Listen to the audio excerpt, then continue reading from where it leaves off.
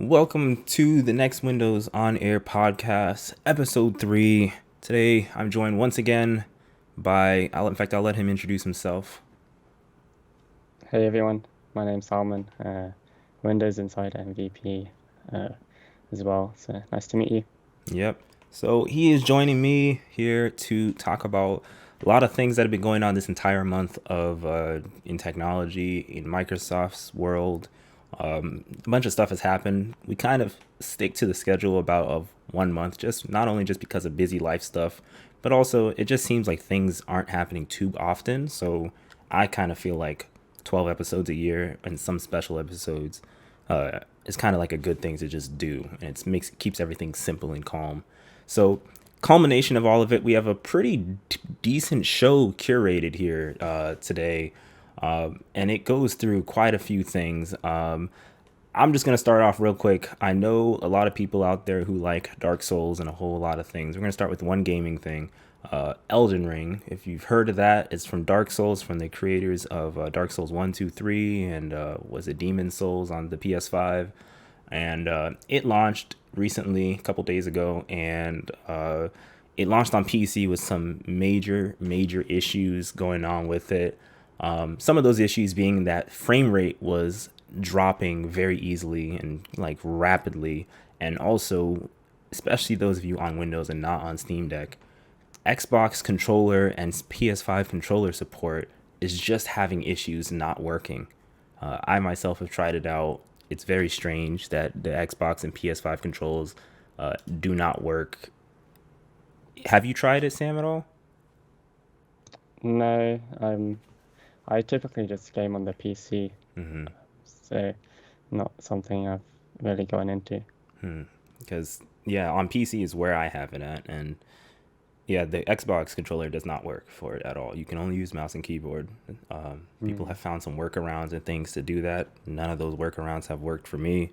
But I'll keep everybody posted who plays games on the PC. If anything gets like, it looks like something has finally been fixed or patched and working. But the frame rate issues with the controller support, and apparently ultra wide.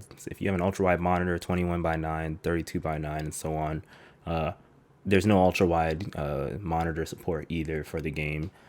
Similar to how Dark Souls was, where From Software just seems to not really care about ultra wide support. It doesn't even look like they really care about PC gaming as a whole. It seems like they only care about console gaming. But that was just a quick thing I wanted to bring up because I know it's been an issue, and a lot of people have been talking about Demon Souls, or not Demon Souls, Elden Ring, and it's been highly anticipated on all platforms. But it is out on Xbox, on PS5, and on PC, obviously. And obviously, if it's on PC, it's also on the Steam Deck. So if you got one of those, you can play that game now. I think Valve said that an update was patched out to allow it to work. So now we're going to jump on to another thing that, if you know anything about Xbox and you know anything about Microsoft, you know that Microsoft has cloud gaming. And with cloud gaming comes Xbox Game Pass Ultimate. But the competitor to Microsoft, the core competitor to Microsoft, is Sony. And Sony had a few leaks come out about their cloud gaming alternative to Microsoft's Game Pass, and it's called Project Spartacus, and it's a cloud streaming service. I forgot Sony did purchase like a cloud gaming vendor a while ago. I think it was Gaikai or something like that. I'm not sure exactly. It was a while back, but Sony did that, and it's been a long time since they purchased them, and now there's some hints out there about potential to new tiers to the PS Plus plans if you're a PlayStation member. There's going to be an essential tier, there's going to be a extra tier, and then there's going to be, it says here, a premium tier. And all of those tiers are going to have different things, and I'm going to try to pull it up right now if I can. Here it is. Let me see if I can change the scene to that real quick. But all of those tiers just, it really just is different. It's trying to heavily compete with Microsoft's Game Pass Ultimate, which is, how much is it you're in the UK, right? Yeah, so like I'm not actually too sure the actual price. I have a subscription, but I'm not too sure of the Hmm. price. I'm not Let's even check. sure what it is in the US. I forgot. It might be like $15 US Oh, dollars a month. 7.99 a month for I think the standard price, and then Mm, I think there's the ultimate for more, which is I think 9.99. 9.99. How much is it in the US? I forgot. It's pretty Oh no, wait, expensive in is the it US. 10.99? I think. Huh. I usually see that UK prices are typically more expensive Mm-hmm. than the US prices. So I'm very surprised that you guys are paying far less than we are for I it. think so. It's saying it's on sale. So we're Oh, saving 9.99. oh, But you okay. also have the like it's showing me the £1 for the first month, I think, as well. Mm, But since I already have it, I can't use that. mm. Um, yeah. Mm, that's interesting. Yeah, but Um, PlayStation, they're doing it too. And these are all leaks, so these possibly could be real or not. Who knows? This is on VentureBeat from Bloomberg, and Sony's internal name Spartacus, that which was noted in December. They have PS Plus Essential, which will be monthly games. They have three tiers compared to Game Pass, where it has only two essentially. Uh, you have PS Plus Essential, which includes monthly games. PS Plus Extra, which is monthly games and game catalog, whatever that means. I don't know what that means. And then it says you already know, so $10 a month you can get monthly games you can add to your library, kind of like how Games for Gold is for Xbox. PS Plus Extra for $13 a month gets you monthly games and a game catalog for $13.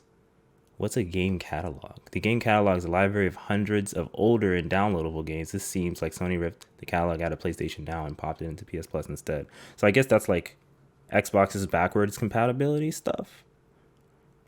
wouldn't Sony want to offer like Microsoft's offering like day one exclusives and Yeah. stuff? Like is uh, I, So I thought that's like a smart thing to do if you're mm-hmm. doing a games streaming service. Yeah, Like the whole purpose of having subscription is you're getting the latest. the latest Like first party.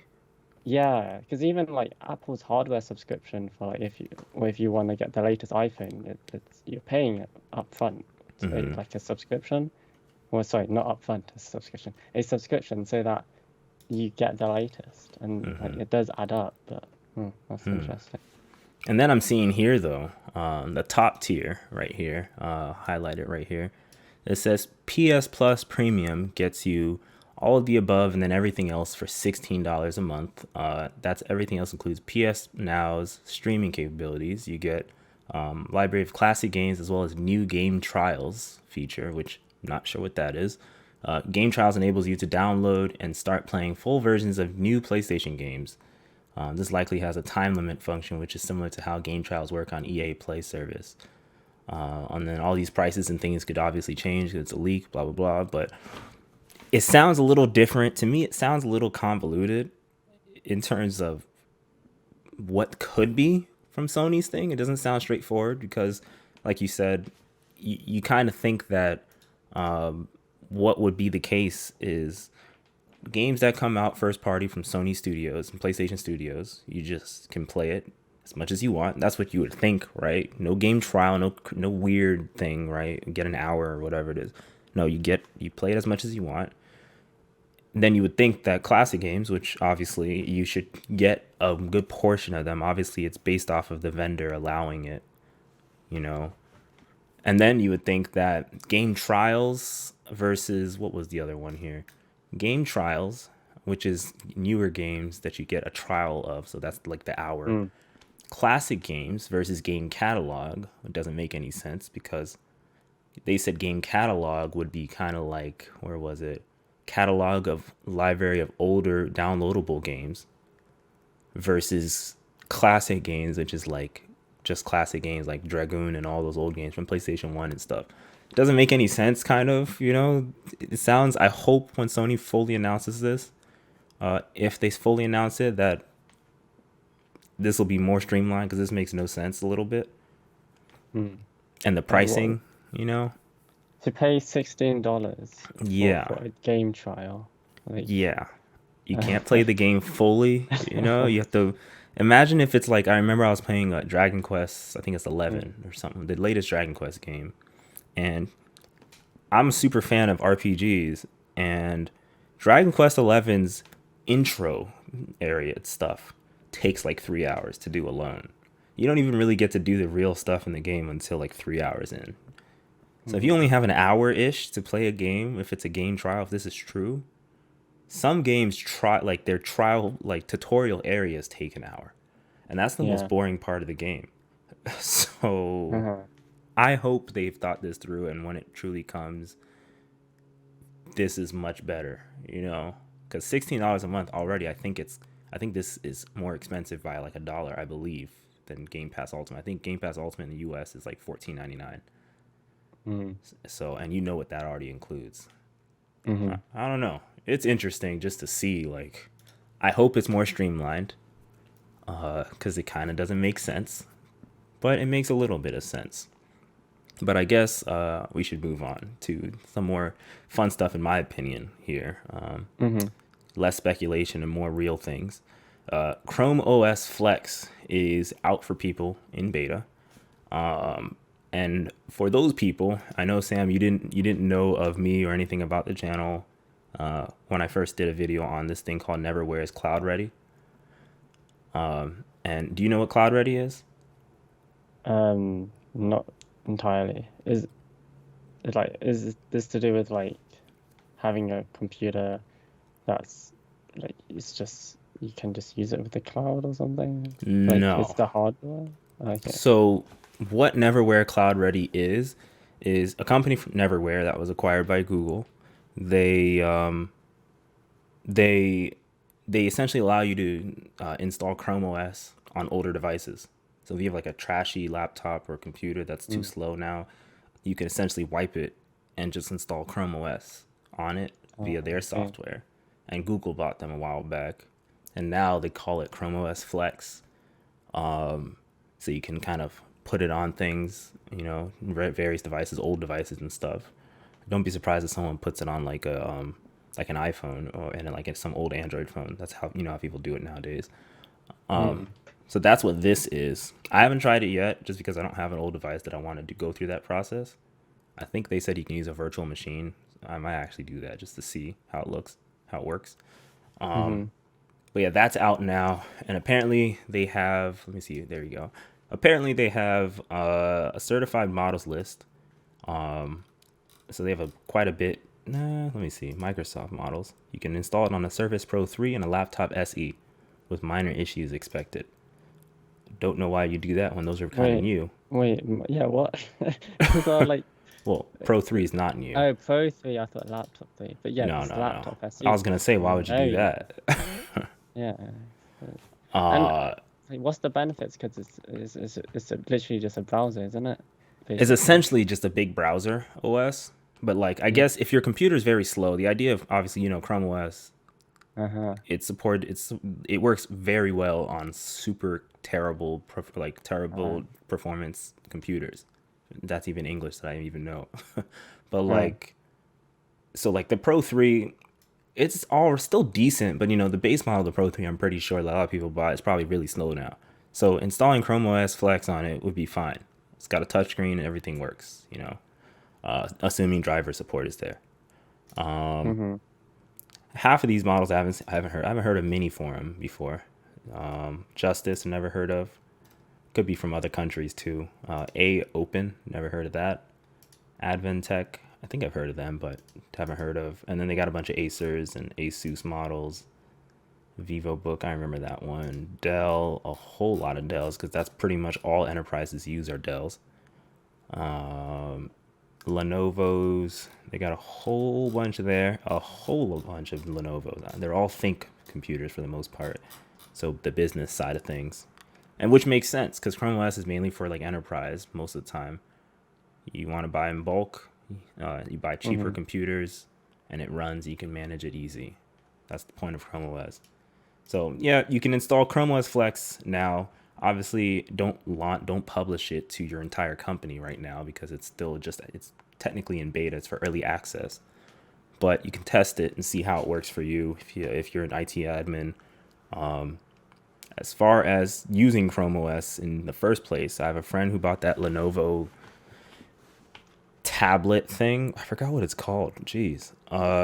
It's like the best, in my opinion, it's the best Chromebook for the price. It's like 199 US dollars or less. It comes with a keyboard and it's kind of like a Surface, but it's from Lenovo and it's Chrome OS. It's very good. I think it's Chromebook Flex or something like that, and it's very, very good. So the idea pad. I think so. Like Uh-huh. that computer is very good. He just uses the tablet part of it by itself. But that computer is solid, and I've never owned Chrome OS anything, and that's the one device that I would actually buy because it's so cheap to just Hmm. practice using Chrome OS and stuff. And it runs Android Hmm. apps and everything, so it's like great, perfect. See, that's the thing with Flex OS. You don't have a Play Store anymore, I think. And Oh, so is I it don't think you true? would be able. So yeah, that's what I was trying to allude to before. It's like, what's the point? Because it's basically literally just a browser. Um, Let me and see. I mean, like you could run Linux on a machine. I guess it's perhaps it's supposed to be Hmm. easier to install, but if you're installing a whole operating system on a device, I think you would be capable enough perhaps to Yeah. run Linux on a machine. Um, then again, also Windows, I think is supposed to run better on, Hmm. at least I think people have said that it runs better on lower end hardware. Yeah. So it's like to run just a browser, which you can't. Well, I don't think you can run Android apps because you can't have a Play Store on it. Um, I think I'm, mm, I'm not sure exactly because again, I can't say too much. I put it in the show notes because it's interesting, right? Like we mhm, mainly hear two OSs for the most part that normal like most people will use, which is Mac and Windows, right? You'll yeah. hear the Linux people inject themselves in. You just kind of listen. It sucks. I know I'm gonna get backlash for this already, but like there's really two sides. It's Mac and Windows, and that's it. You got Linux on the in the middle, and then you got the Chrome users, the Chrome OS users that are just in another sector, right? Hmm. They're not too tech savvy. They know how to use the Chrome browser, and it does what they need. They can type up reports and this and that, but they're not going to do crazy stuff on it anyway. They don't play games. They just browse Facebook and Instagram and just YouTube and stream their stream their what is it called? Stream their video services, and that's it. So Hmm. obviously, like you said, if you're tech savvy enough to install Chrome OS Flex on an older machine that's kind of getting too slow, like I have an old family laptop that I first did videos on from decades ago, that would benefit from Chrome OS Flex because there's no way it doesn't support getting even to Windows 10 anymore. It's going to be too slow. It's like 2 gigs of RAM or something like that. So I don't think you can with 2 gigs. I think the requirement as well is you need 4 gigs of RAM, For Chrome which OS is Flex, yeah, which let me is like see. I, Are you sure? I, Oh, it does say 4. Yeah, so and you don't. It it's doesn't even like support that. So I'm like thinking, okay, well, it's supposed to run on low hardware, but then it's like, okay, well, I understand it's Chrome. If yeah. it's Chrome, perhaps is seen as a memory hog. So Well, if it's the like, laptop that I'm talking about is like 4 gigs or I think it might be 4 gigs, honestly. mm, But it's like at the low end. It was like an HP Touch Smart laptop that rotates. It was like that yeah, kind of laptop. I think it has the 4 gigabytes, not 2 gigabytes. But if you uh-huh. bought the super cheap, like I think the Surface Go, the original one, its lowest tier was like 2 gigs of RAM or something like that, I believe. Is it? Oh, And like everyone recommends people not buying the cheapest model of most computers because of stuff like this, if you need to do something in the future that you didn't predict, and uh-huh, then you can't do anything because you bought the cheapest one because you just wanted it, but you didn't get one that would last. uh-huh. But like, let me see, Surface Yeah, Go yeah. It seems like one, 4 gigs is the lowest for 4 gigs Surface the Go. lowest for the original Yeah, Surface I Go. think the lowest sort of spec in the Surface Go Yeah, it's would 4. would be the 4 gigs, but then EEMC Yeah, storage, which 64 is perhaps the gigabytes of bottom. storage, which I still don't recommend anybody buy that one because 4 gigabytes of RAM in the 2020s is kind of ridiculous. So I don't know why people still publish these models of computers. But yeah, so Chrome OS Flex, if you're tech savvy enough, which if you're listening to this, you probably are, you can definitely take a look at it. I believe you can install it on a USB key, even USB flash drive.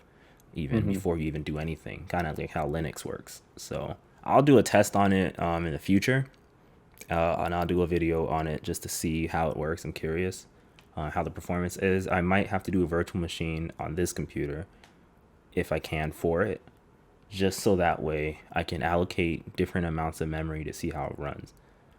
Uh-huh. Because this computer has an enormous amount of memory that we don't need to talk about. But it's got a Uh-huh. lot of memory, so I can do all of the extremes in between and everything. So So yeah, try it with like 128 gigs of RAM.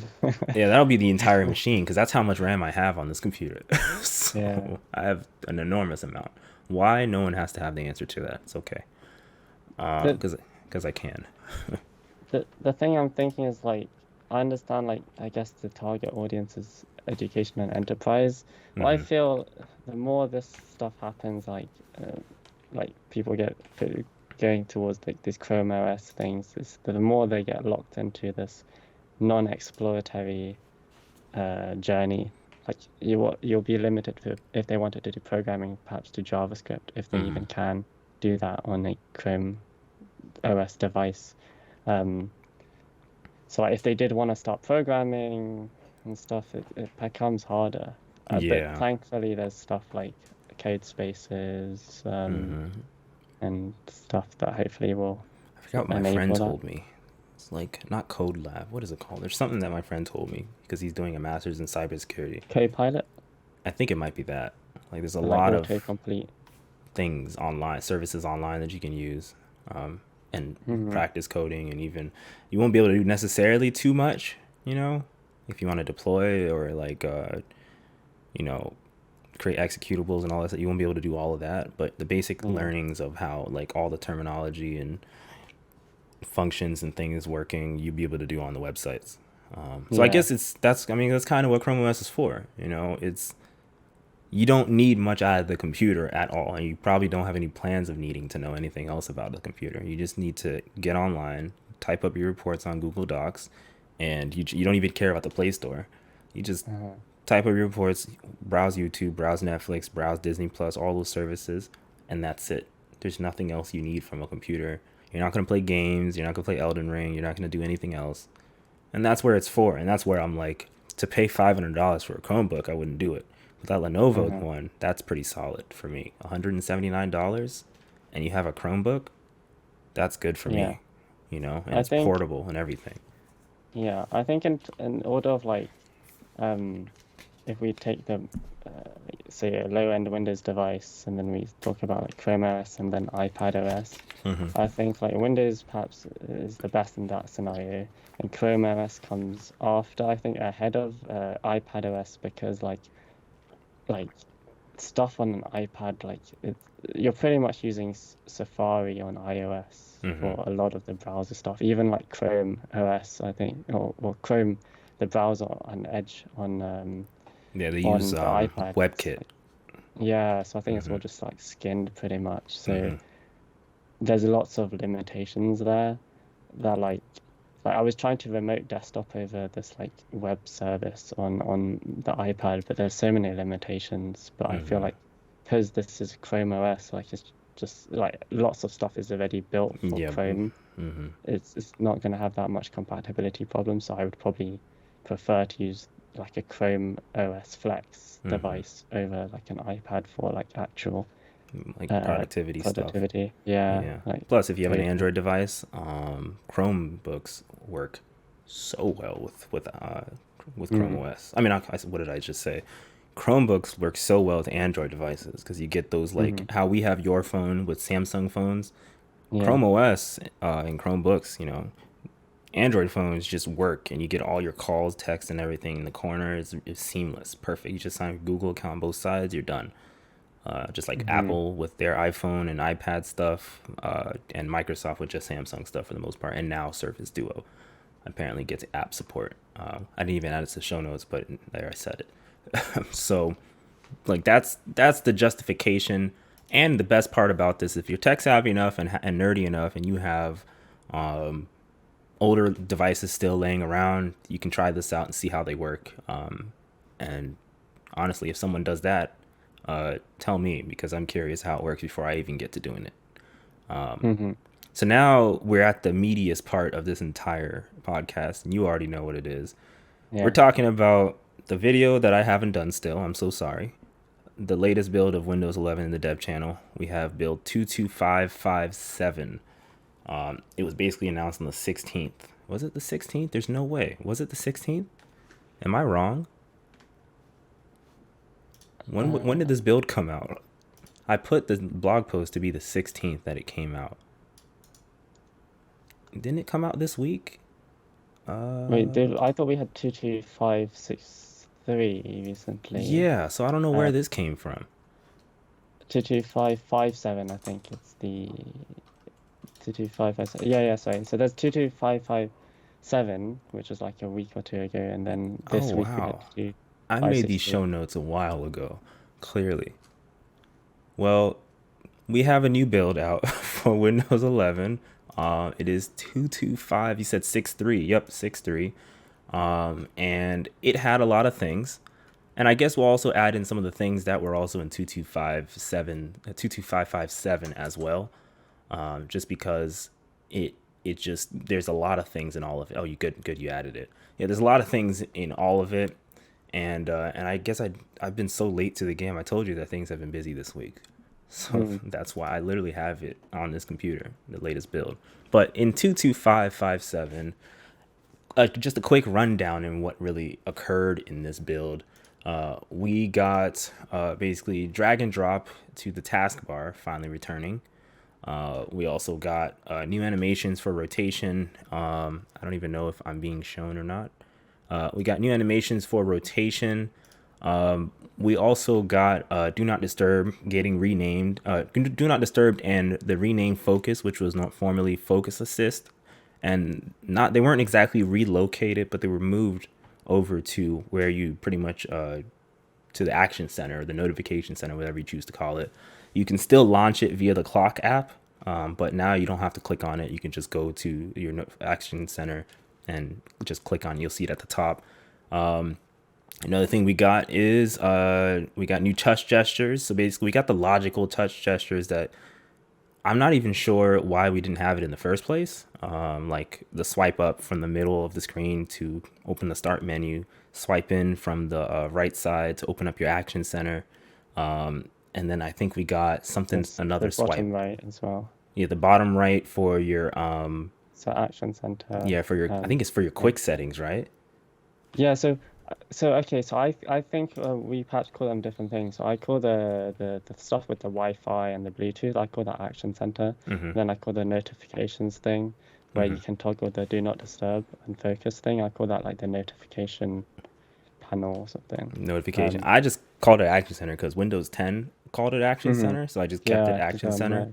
And I think Microsoft chooses to call the that area where the Wi-Fi and the volume is. They call it like your quick settings or something, because you can Okay. quickly get to like nightlight and stuff. So those things have those gestures for those different areas. Now, I don't have a touchscreen device to have ever known that it was like this. I'm so sad about that, but I don't. Mm. I would think that this was as a build 22557. I would think that this kind of feature was already in Windows 11 because it's logical that you swipe up from the middle, from the bottom middle, and you get the start menus showing up. You would think that that's what already happens, and I guess it never happened until now, in the dev channel. And then your action center stuff, you would think that you swipe in and then you get the action center and those little logical things, but I guess they were never a thing. And then another thing that finally worked for me was the OS wide live captions. So Hmm. essentially, you can just like our call right now, I could do that. I could turn it on and just have live captions on the top or bottom of my screen forever if I wanted to, and it would just say exactly what I'm saying. And it's pretty accurate. It's kind of slow, but it's pretty accurate in terms of what's there. So, what did you think about 22557 before we move to the next build? Yeah, so I definitely really like these new touch gestures. Mm-hmm. It's just natural. Another thing is when you're in a full screen app, when you do try the touch gestures, it will show you like a mini gripper thingy, Mm-hmm. so that it doesn't suddenly like if you like swipe in accidentally, it doesn't open like your notifications. You have to like swipe again, Mm-hmm. which is good. Um, I again like the rotation animation. These things to me are like quality of life changes, Mm-hmm.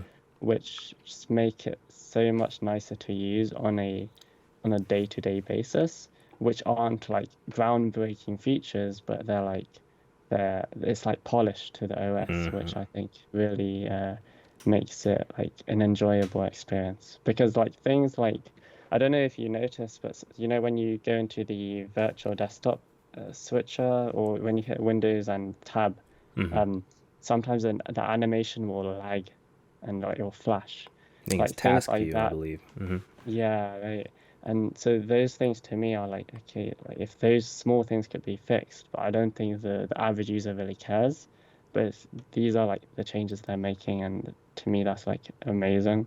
Mm-hmm. Um, there's one thing about the captions which uh, I put in the feedback hub, but it's like it will only work on your default device. So if you use like a Go XLR or a device which you can reroute your audio.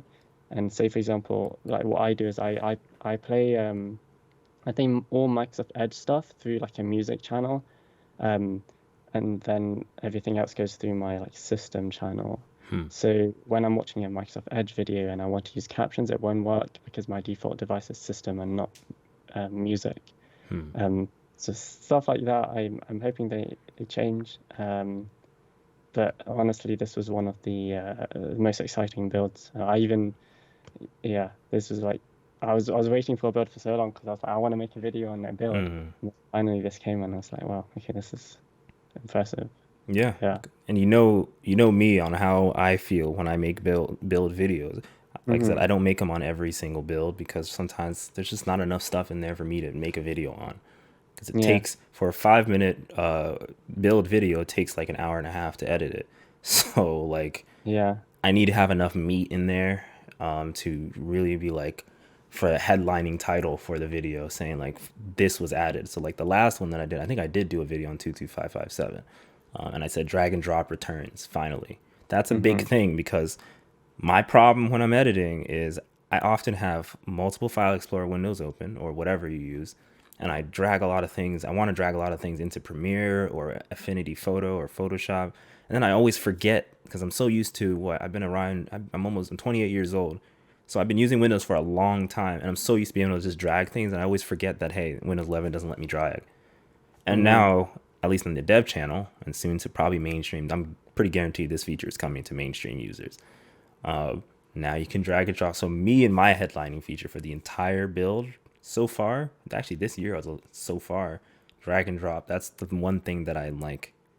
I could care less about right clicking anywhere in the taskbar to get task manager. That Hmm. would be a nice thing to just bring back because it's like, why did you take it away anyway? But the drag and drop thing is the most important thing to me because I'm like, my muscle memory of just dragging things from browsers into things and just getting it all quickly instead of having to copy it or do something else. Hmm. That's like I'll keep boasting about it, but it's I know it's a tiny little thing that was there before and now it's back. That's what I wanted because I Yeah. made a gripe video, kind of rant video about problems that I had with Windows 11, like my criticism with it. And a lot of people at first, you know, the way the internet works is a lot of people always gravitate to the negatives, right? But all they Yeah. want to say is negatives completely. They don't want to say anything else. But I make those kind of videos because like I don't typically put them out too much, but I will talk about it to people I know personally. I'll be like, why is this like this? I come from the Yeah. art realm, so there's always something I'm going to find wrong with something. Hmm. And so I made that video. A lot of people put in exactly what they like wanted back. You could tell that these people were not like just slapping Microsoft in the face about like why would you do this? It's so dumb.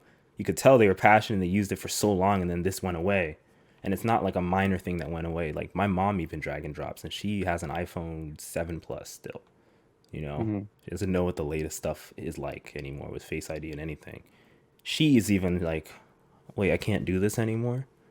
I used to Mm-hmm. do this at work, like at American Red Cross and all Mm, these other places. You can't do it anymore.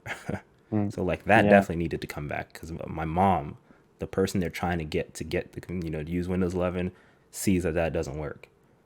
So Mm-hmm. that's a big thing for me. Um, yeah, and now Yeah. it's coming back. Nice quality of life little update right there for 22557. There was another thing they added, well, a few other things. So like Task Manager, the Mm-hmm. redesign sort of Yep. thing. It's sort of like the old Task Managers in Task Manager. Mm-hmm. Um, it doesn't seem to run as well because Mm-hmm. it crashes sometimes, but hopefully it will get better. So that might take some time to go into be generally available in the stable release and stuff. Mm-hmm. Um, it's pretty nice. Like you have to get used to all the end task. If you end Yeah. tasks frequently, it's at the top now instead of in the bottom right. I was like, Yeah, I'm what's still going getting on? used to that even myself. Today, even when I was having all Mm, those issues, remember? I was yeah. like, I was trying to exit out of OBS and like, I went to the bottom corner and I was like, wait, it's not there. And I looked up, I was like, oh, it says end task. And I was like, okay, I got to get used to this Yeah. again. And it has an icon now. And then yeah, the efficiency mode. So efficiency Mm-hmm. mode is like it's nice because if you are on the go and you want to make sure like say you know an app is going to take a lot of performance, you can force it into efficiency mode, Mm-hmm. which is pretty cool. Yeah, so like it's night and day. Just these the task manager is something a little different. I don't think I've digested it enough yet. I don't know if I've even made a video about it dedicated because I know I have some stuff in my head turning that I'm gonna eventually bring out. It'll probably be a second before I even deal with it. But the task manager is something definitely that's gonna take getting used to because once again the task manager has looked pretty much the same for a long time. We've had the end task at the bottom for a long time. So to move it to the Mm, top, I understand design wise why you move it to the top, coming from the design side. Make everything, all the things you click on being in one bar, and then all the chart stuff being in one grid area. I understand that. But now that you can see like the icons for the different things here, as a person who used to work in IT, this will be a nightmare to the older IT mm, crowd. I know they're supposed to their job is to get used to the new changes. It's just part of IT. But these icons, half of them don't make sense.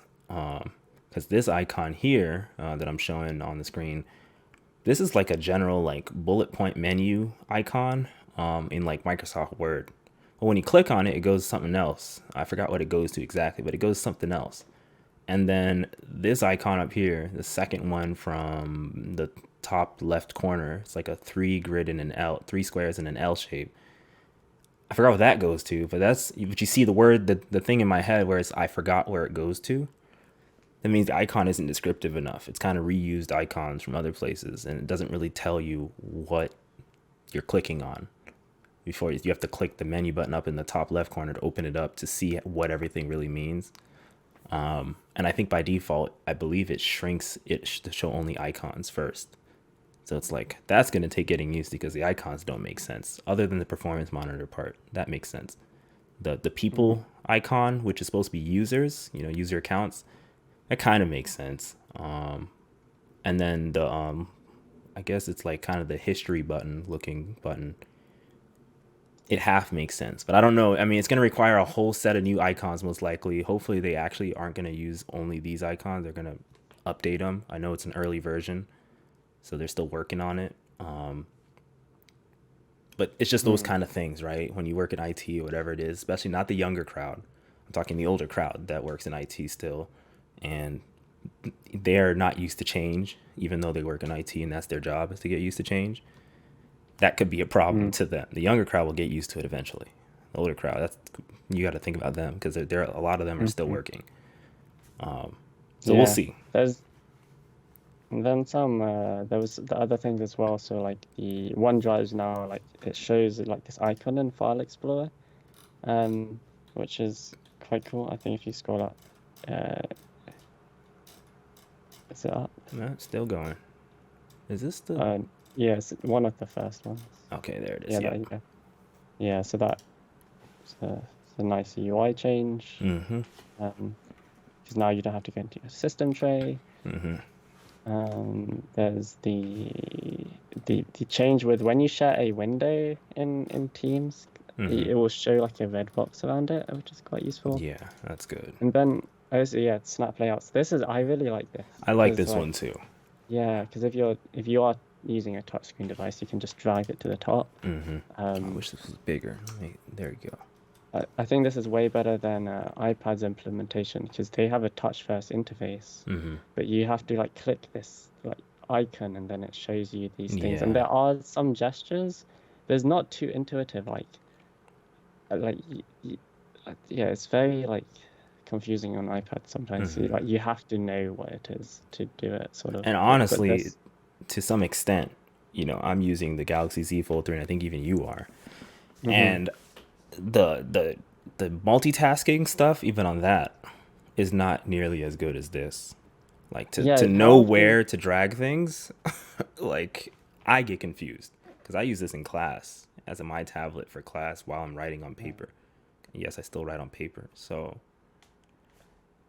yeah. How often do you even multitask on your Fold 3? Because I don't, I hardly ever. It's only if I find myself switching back and forth like so constantly that I'm like, So okay, I the should. way I do it is, and I do it in one specific class because I'm doing a photography side of things. So in one specific class for art history, where we actually write a lot of things down, what I typically do is I have this thing called, I don't know if you've heard of Blackboard.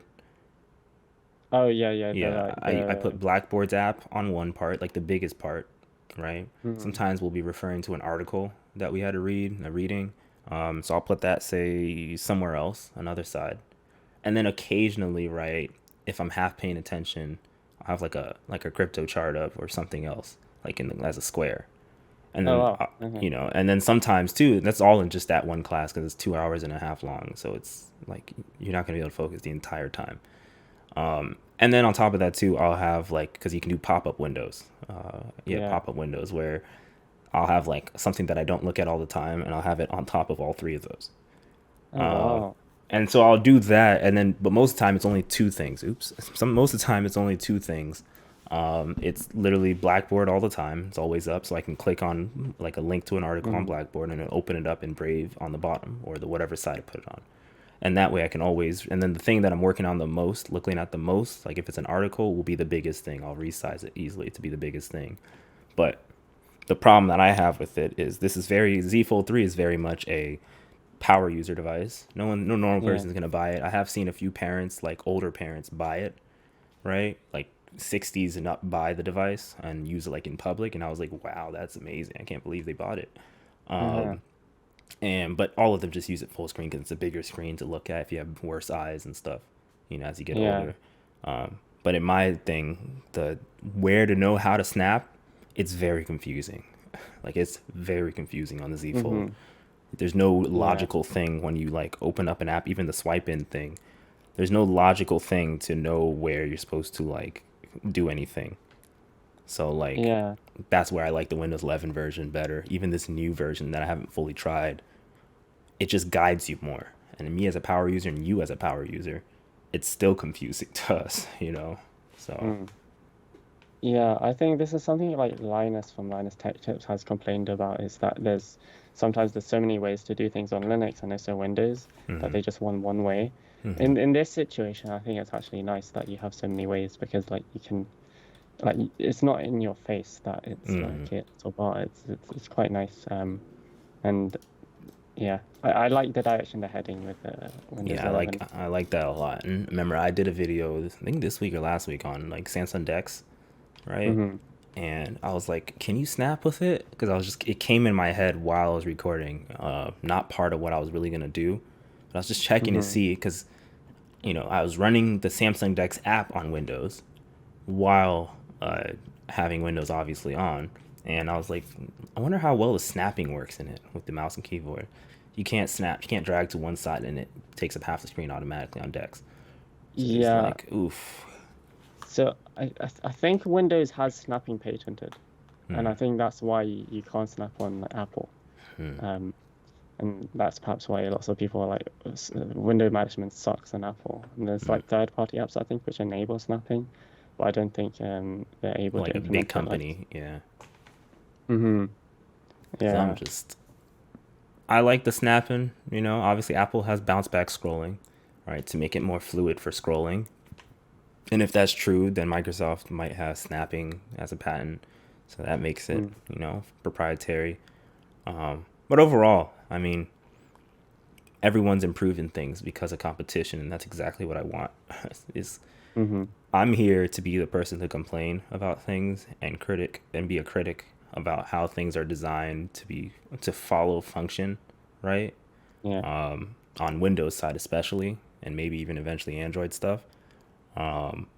And it looks like the more people complain, it looks like Microsoft is starting to listen more and more, which is great. I don't know if these will ever launch in the mainstream, obviously, because not everything in the yeah, dev channel ever launches in the mainstream. But if it does, that's hmm, a big improvement. But speaking of more improvements, I think we've exhausted the 22557. We can move to 22563 and see that uh, we have widgets being more dynamic. I'm not even going to mention this just yet because I have something to say about that. But I'm going to go up first to the taskbar being optimized for touch devices. Like that's probably the first thing, pretty much first major thing they want to show anyway. Yeah, so they says there are two states of the taskbar: collapsed and expanded. In the expanded state, taskbar gets out of your way, and you receive more screen real estate. You kind of have a gesture interface, like how on some Android devices you have that gesture instead of your navigation. And then in the where was I? And then in the expanded state, the taskbar is optimized to be easier to use with touch, and you can easily switch between the two states by swiping up and down on the bottom of your device. And basically, what the expanded state allows is makes the taskbar more chunky, so that way you can easily reach and see what you're touching, which is good. Once again, I can't say too heavily much how it works for me because I don't have a touch device for this thing. hmm, I'm hoping to find out a way to install Windows 11 on the Z Fold 3, and then I could have a touch device. So when that mm. happens, the video will come out showing people how to do that. That'll be interesting. So I can test out all these touch things without having to buy a touch device because I don't have money for a touch device. So, but this looks so far so good. Do you have any device with touchscreen? Yeah, I use the Surface Pro 8. Okay. Um, so the nice so there's this, right? There's an update, all these touch updates, but there's Mm-hmm. alongside also Intel, I think, is doing stuff to do with foldable Windows devices again, I think. Mm-hmm. So it's making me think like, okay, does this mean like the concept of Neo, the Surface Neo is coming back or something, with all these touchscreen Honestly, devices? now that you said that, it just hit me. I think so. I feel Yeah, like, because to imagine when Neo was first announced with the Duo years ago, was it 2019? Oh, what year was it? I think so. Wow. It's been a while. Yeah. Like when Neo was first announced, basically Neo, for those of you who don't know, Surface Neo is a dual screen device similar to the Surface, similar to here the Surface Duo. Making sure there's nothing on here. Okay, similar to the Surface Duo here, and but it's huge. I think it's like two 8-inch screens or something like that. So it's like really massive screens. And when they announced it, Windows 11 I don't think was even a thing. They had Windows Windows X. 10X, Yeah, right? And I 10X. think it was gonna run that, I believe. Yeah. And now Windows 11 took all of those elements of Windows 10X plus some other things to create Windows 11. I don't even know what I just said, but it took those things to create Windows 11, those elements, and pretty much killed off Windows 10X. But if these features are just now being announced in the dev channel in 22563, that means they didn't. That means they probably didn't have them working too well or at all when Neo was even first announced by Panos years ago before the Duo even came out. So therefore, if you were to have the Duo, or sorry, the Neo, how would you navigate very easily? You know, Mm-hmm. I think he showed off basic gestures on it, right? I think on the demo, but like I guess they hadn't put these things into full testing by a larger group of people than just internals. So with you saying that, I have a feeling, and honestly, I'm already imagine someone photoshopping these two images together. In fact, let me transition. Photoshopping these two images together to create the Neo, and then showing Yeah. like this is one side how it looks like, and then this is the other, and then the Neo runs Windows 11, and it Mm-hmm. has with Intel's new chips that are out for ultra portables that, and they're kind of working it to be like the Apple M1 competitor, with like low power usage and things like that, more power Was yeah. efficient. You can imagine, and Microsoft I think is also working on like their own chip, like everyone is.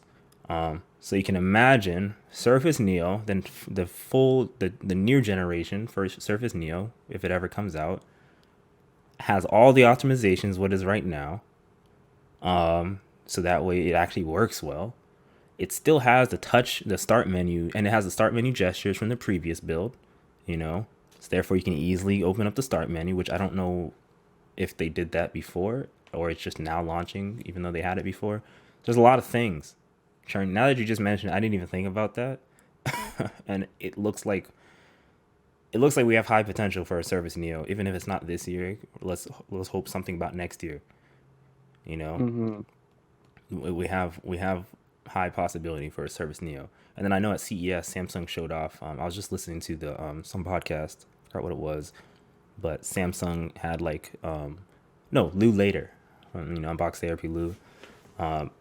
He was talking about how at CES there were like displays, I think from Samsung, foldable displays, like giant foldable displays, right? Like Mm-hmm. 17-inch displays.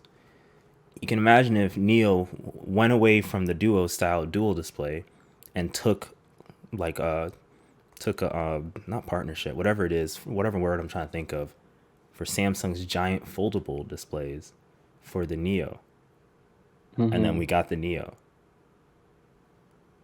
Yeah. Yeah. I don't think Microsoft have ever officially announced that Neo would run 10x, but they made like a blog post about 10x, I believe. That like this whole all these things about like when I saw the announcement for Neo and everything, it was like that to me was like that's a must device like that will just be a great thing to have because like with the fold and stuff, it's great, but like you don't have that keyboard and like all these like it's not something you could necessarily I think replace your laptop with, but because like now if we think about it more, if it's not going to run 10x and it's going to run Windows 11, that means like you're not actually limited at all by the OS. Like if you think about Chrome OS Flex or iPad OS, you're limited by the mobile sort of or the just a browser. Um, but yeah, this thing where you can just attach a keyboard and stuff, like that is amazing. Yeah, Um, like when I saw this concept, like it's a concept. It was vaporware. It's a concept. It's not out. mm, When I saw this at first, I didn't even care about the Surface Duo. I just cared about the Neo. Like I'm just a person yeah. who just likes the extraordinary. That's why I have the Z Fold 3, right? And I've gotten so Hmm. many compliments and questions about it everywhere. Like I don't even know what the price of this would be. I don't even want to know honestly because I'm scared about the price, right? Hmm. But like I think they said the keyboard is like magnetic, and like the screen that the keyboard would attach to reacts to the keyboard being there, so it moves things up and stuff like Yeah. that. And I was like, what? Yeah. Like those kind of things. And then you can imagine iteration 2, obviously, because they've learned from the Duo 2 that this USB-C port that I see here is going to be centered most likely, you know, Hmm. or somewhere. It's going to be somewhere. Don't be surprised if they put Surface Connect somehow in this instead. But Hmm. this USB-C port moves slightly. I don't even assume there's going to be a headphone jack at this point anymore because the Surface Duo doesn't even have one. But it just fascinated me, those simple things, right? It's simple Yeah. things. It's not me liking Microsoft. It's I want to see something different finally in the world Yeah. instead of like the usual slab device laptop thing that clips forward to do some designing on it. It's just something different, you know? You can take this to like the library or wherever and just do things. You can be on the subway if you're in New York, or the metro in DC, you know, or even Montparnasse in Paris, and just do things, you know, bigger than your Uh-huh. phone. That's what I want. And like now, like Windows 11 running Android apps, like Oh yeah, and that and then too, like plus Windows like 11 running Android apps, you know, and yeah, Google bringing Play Store Play games, Store, yeah, you know. games, Of course, and yeah, I'm not even then gonna mention this part, but like I was gonna say something, but I'm not gonna mention it on the podcast. I'll say it to you when it's over. But like Google adding Play Store games to this, uh-huh. um, Game Pass, and Game like Pass even on there because on like the. you use this with your controller similar to the Duo and stuff, Mm-hmm. and then even like Windows 11 has this Teams thing built in. So Mm-hmm. like, do you even need a phone when you have this? And Because then the if you camera's have here. connection, yeah. Yeah. So If it's like cellular, then it's like, I just I know we're just nerds for one, so like that's how it's gonna be. Some people will not understand, right? Again, it's not about the Microsoft. Like this could be from anyone, and I'd be like, please make this thing. Honestly, mhm. I just want to see something different, a different form factor. That's why I like the folding form factor because it's different. I have two Yeah. folding devices, the Duo One and the Z Fold 3. You know, just I just want something like this, and now we're starting to get the optimizations needed to get something like this to exist. And So, then can you imagine like if like because Qualcomm with their Nuvia acquisition, right, was mhm, supposed to they're supposed to I think release a chip that's expected to ship commercially I think in 2023. So if you mhm, have which is like around the M1 speed or better, I think it's supposed to perhaps be better. But if you have like an M1 sort of chip in this, because it's like pretty big, and mhm, then you hook that up to a monitor, like what you've got a foldable M1 speed of like device which mhm, can even use with a keyboard like mhm, on fold and like it's like if they do have a Surface dock or a or like a USB port and everything, it's just like do you even need a desktop anymore unless you're doing like heavy, re- yeah, yeah, but even like if Qualcomm's gonna have that M1 speed, like you don't even need a desktop then. mhm. It's like Like it's yeah. this is the type of device that if the price was right, I'd get for my mom. You know, because Mm, like she has a Lenovo like Yoga, right now. It's like yeah. $700. Does everything she needs and it folds completely back. It's touchscreen and everything. It's great. Um, Obviously, because I have the resources to do this, I would get it for her, right? Mm-hmm. And then your USB thing with it too. The USB thing, I like how Apple included Thunderbolt in the iPad, right, to get those higher transfer speeds and stuff. I think Thunderbolt Yeah. 4. This something like this would need Thunderbolt 4, and it'd be like the most ideal thing. I'd get rid of my Razer laptop easily, you know, because I yes, it has a 2070 RTX Max Q, and it's kind of still overkill for it compared to any other thing. But like I'm looking at more portability now because I have my big behemoth computer that I'm running everything right now on, connected to a 49-inch ultra wide monitor and all this insane stuff, right? That's my power computer. I don't need to do crazy things when I'm on the go. I just need to do basic video editing. You know, my videos aren't insane editing where I use all these animations. I'm Mm-hmm. probably not going to use AutoCAD on this anyway, so that's fine. I'm not going to use like 3D Max or anything, you know, where I'm going to like kill the computer. But for on the go, just traveling, you know, events, just visiting places, going to France, UK with family there and everything like that. Oh man, Mm-hmm. with the Yeah. optimizations we're getting now, Android app support, even though the Amazon App Store is terrible, uh, we're getting, you know, most likely it'll have USB Type C. Hopefully it has Thunderbolt. That'd be amazing if it had Thunderbolt. So we can use, and the hubs that you were talking about technically already exist because as long as it has Yeah. Type C, you can plug in any USB C hub to it. But Thunderbolt would Yeah. be better for the faster transfer speeds and the higher support for higher displays. And even eGPU. Uh huh. You could If do you you want on this. maybe you could do that, you know. So like those kind of things, I wouldn't even do eGPU honestly, just because this is supposed to be a tiny Yeah. device. Yeah. Lug around eGPU, you might as well just carry a gaming laptop. But I mean, like, if you plug it into a monitor and then eGPU, then like, then like then Yeah. you don't even need like a desktop. Yeah. So it's just like, Uh, do that. I know we're nerds about it, but I just want it. There's no reason to really want it, but I want it because it's small and it's different. You know, it'd be uh, like probably the size of the original Surface, Surface RT, probably size screen most likely, but in the end, because I'm sure I could see them already eliminating those bezels on the corners here. Oh, you can't see my mouse. Oops. Well, the bezels on the left and right corners of this picture I'm showing up of the Surface Neo, you can imagine them eliminating that, making it full size. You know.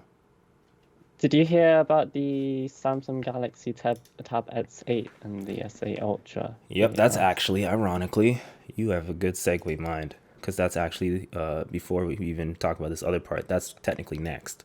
so So, so the problem with that there is the uh-huh. bezels are so small. People have said, I think, at least like Dave 2D, I think was saying like when he's gaming, like you need to have a case. Um, so like like having those bezels actually might help. It might. Yeah, You could still eliminate some bezels, maybe up to the true. hinge mechanism. You can eliminate up to Yeah. there and still have a place for your finger to hold the thing in the first place without having to have palm gestures and stuff showing up. Yeah. Because there's still space that they could eliminate some bezels. True. Plus, this True. is an old device. They haven't shown anything new from this thing anyway. So for all you know, they're like Panos was supposedly saying that even the duo that we saw from his keynote was like internally generation 2 or 3. Hmm. You know, it went through multiple iterations in generation for the duo alone, and then we got this duo, right, the original one. And so duo 2 that we got is probably like duo internal generation like 5 or something. Hmm. You know, so Surface Neo, just because they're not really, they haven't said anything about it, what we see here could possibly be generation 2, but like internally they're probably working on like generation 4 or something like that right now to really hone it. And I hope they make the software great, because they're a software company primarily.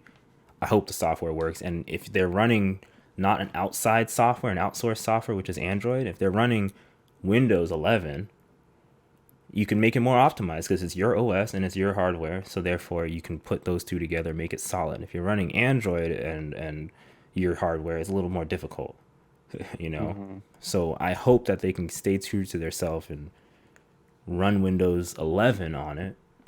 And by the time, if this ever comes back, if it ever comes back, by the time that time comes, things in Windows 11 have been more fixed and streamlined and working correctly, and therefore, when it's time for something like this to come, they can really execute on it. That's what I want to Hmm. see. Yeah. This is like the perfect, I think, device for like Mm-hmm. portability, productivity. Um, it's like yeah. So I'm hoping at least by the end of 2023, Mm-hmm. these sort of form factors will be like out. Because like the Intel thing is promising, the Nuvia thing is promising, Mm-hmm. all lines up for around 2023, I think. Yeah, Um, it's yeah. interesting. It's Pumped. I'm literally pumped. I'm gonna Yeah. start throwing like puns from Panos into my videos. Uh, So I guess the before keywords. we get to the Samsung Unpack thing, because that's technically what's next, is there anything you kind of want to see more, like want to see in come into Windows? I guess I said Windows Hmm. next, because we're getting to the 1 year anniversary of the announcement. I think in June or July, I believe. Is there something you want to Coincided, see yeah. in come Um, to Windows? um, so one thing I have wanted is this smooth animations to like fully be like ironed out. So the fact that they're doing this now with the gestures, is something I like, and they've improved the animations for the rotation. So stuff like basically smooth animations between virtual desktops, because like it might sound just very like small, but it's like it's Hmm. the quality of life stuff. So It all adds in up. terms of yeah, and then officially like having Android apps on like regions outside of the US as well, and um, because that's a really good one. Nothing too, nothing really big that I'm expecting like right now, I think it's in a good place with the channels and stuff. I Mm. do hope that the stuff like we mentioned, the dev channel stuff, it might not come, but I'm hopeful that it will. Hmm. Um, yeah. What about yourself? I guess mine's more far fetched because these two companies just don't like each other. Google and Microsoft.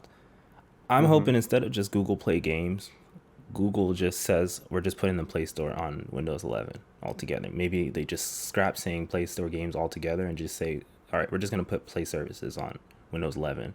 But it's not going to be already installed. It's going to maybe go through the store. You have to actually install it yourself. Because, in my opinion, well, I know I have half the feeling that Google will never do that just because Chrome OS exists, right? But Mm-hmm. the other half of the feeling is Google will do that because apparently they don't really even make money on hardware anyway. They make money on ads and tracking. So Mm-hmm. I know people hate stuff about privacy and they want their privacy and stuff like that. But the larger group of people, not the people who watch this or anything else on the internet, but the larger group of people out there, they don't care. They just use things. They use Facebook, they use Instagram, WhatsApp, Snapchat, all those things. They just use it. They don't really realize how much information they're giving out essentially. So with those people in mind, thinking about that, the Play Store on Windows 11 would be actually the full Play Store would be pretty solid to me because Google's user base for the Play Store. Not many people buy Android tablets, and I know a lot of people international and everything too. A lot of people still just use their phone, like their phone to do everything because a lot of people can't Yeah. afford Android, like more devices. They just use one device. They have a family computer, right? Because they can't afford to buy like a computer for each person. That's just like a Europe and like US type thing that we just do that, you know. So with Google Play Store on Windows 11, Google's tracking base sounds terrible that I'm saying this would be like exponentially like larger. As soon as people accidentally open up the Microsoft Store and they see Google installed the Google Play Store, people will be like, "What's that?" And they'll click and be like, "Oh, what? I can join my Android apps." That's it. Google automatically their market base for Android stuff just like explodes, you know. And they'll still sell Chrome OS things because people don't buy Chrome OS because you can use Android apps. They don't buy it for that. They buy it for a whole different purpose because it's cheap and it's a Mm-hmm. computer that you can run. So that's not even an alien. And nobody really buys Android tablets anyway. They just buy iPads, which I completely agree why you should do that. So putting it on Mm-hmm. Windows is perfect because Yeah. most people they go to the store and they buy a Windows computer. And if they use only Apple, they use Apple computers, Macs, and that's it. They don't really think about Chrome OS too much. They only think about Chrome OS because the price is right. That's it. But Windows computers, you just buy a Windows computer, and if you can see that you can install Google Play Store on it, you're like, "What? I can do that?" You click it, and you just get all your games and stuff. That's it. Perfect. Yeah. Uh, Now the other side of it would be how do you support it because not every computer has a touchscreen, and all Play Store games support touchscreen. So, and some games just don't work right if you don't use a touchscreen. So, and because Mm. their interface is so huge and bubbly because it's for touch, marks and stuff. But putting that aside, I just want to see more integration with Google services on it. I know people don't like the tracking that Microsoft does and the logistical stuff Microsoft does, but I still kind of want to see Google Play Store come to it. Because, like you said, with the Surface Neo, if it ever came out or something like it, Yep. you get Google Play services on it officially, not with a hack, but officially, and you have Best Android tablet. yeah, that's it. Like that's it. The best Best Android Android tablet. tablet in your Surface. That's it. Like you just have exactly what you need on one device, and Yeah. that's it. 256 gigs of storage is all you really need, and even 128 would be fine. But 256 because it's Windows. 256 storage, that's all you need, and It's you got the best of both worlds. the thing is it's kind of halfway there in the sense where lots of things are moving to web apps. So Mm-hmm. Twitter, like you can install that as a web app on your phone, and it's basically the Twitter app, Yep. right? So if more apps start doing that, then you don't need that like Mm-hmm. to have the Play Store in that sense. It would obviously be nice. And then also like so like there's perhaps more incentive for Google to start getting the Play Store because then it opens more of the catalog, like you were saying. Then also like that whole thing with Flutter running on Windows, because in that sense it seems like Google's supporting running stuff in Windows. Because previously it was like WinUI and or like Xamarin and stuff, and platform. So having that, and then because Microsoft's having this open CDN or whatever it is with the store and putting developers first, Mm-hmm. I think I'm starting to see more and more apps just keep popping up on the Microsoft Store because of that, I assume, it just makes sense. The developers can make even more um, money just by publishing it. They don't have the huge cut that Mm-hmm. that Apple and Android have. Um, yeah, it's just I'm just shocked like Yeah. that this is all possible now. Mm-hmm. Um, And like you said, it incentivizes developers, if I can speak, for them to put things in the store, even though I don't even know what small percentage even clicks on the store icon in the first place. But like mm, for those who actually click on it, right? If you see that I'm not gonna say Snapchat because there's no reason for you to put Snapchat. Let's be honest on on Windows. It'll be a viewer for the most part. You're not gonna use your uh, webcam and record yourself doing something. Let's be honest. If you do that, I will ask you questions. I have an interview for you. So, uh, but for viewer so type things you're gonna watch, interact with, right? Not record, but those kind of things you can imagine that because ideally if you I remember the Fortnite problem, with Epic Games, the lawsuit and stuff, right, with Apple. yeah, yeah, Like you lose a lot of customers when you're not at an easy storefront where you can just click one button and see it pop up on your screen right there. Whereas, because if mm, someone has to type in Fortnite.com or whatever the website is, right, and then they have to look for the download link and then do all this extra just to download something, or I have to download Steam just to download this thing, and then maybe that even includes a launcher, it's just too many steps.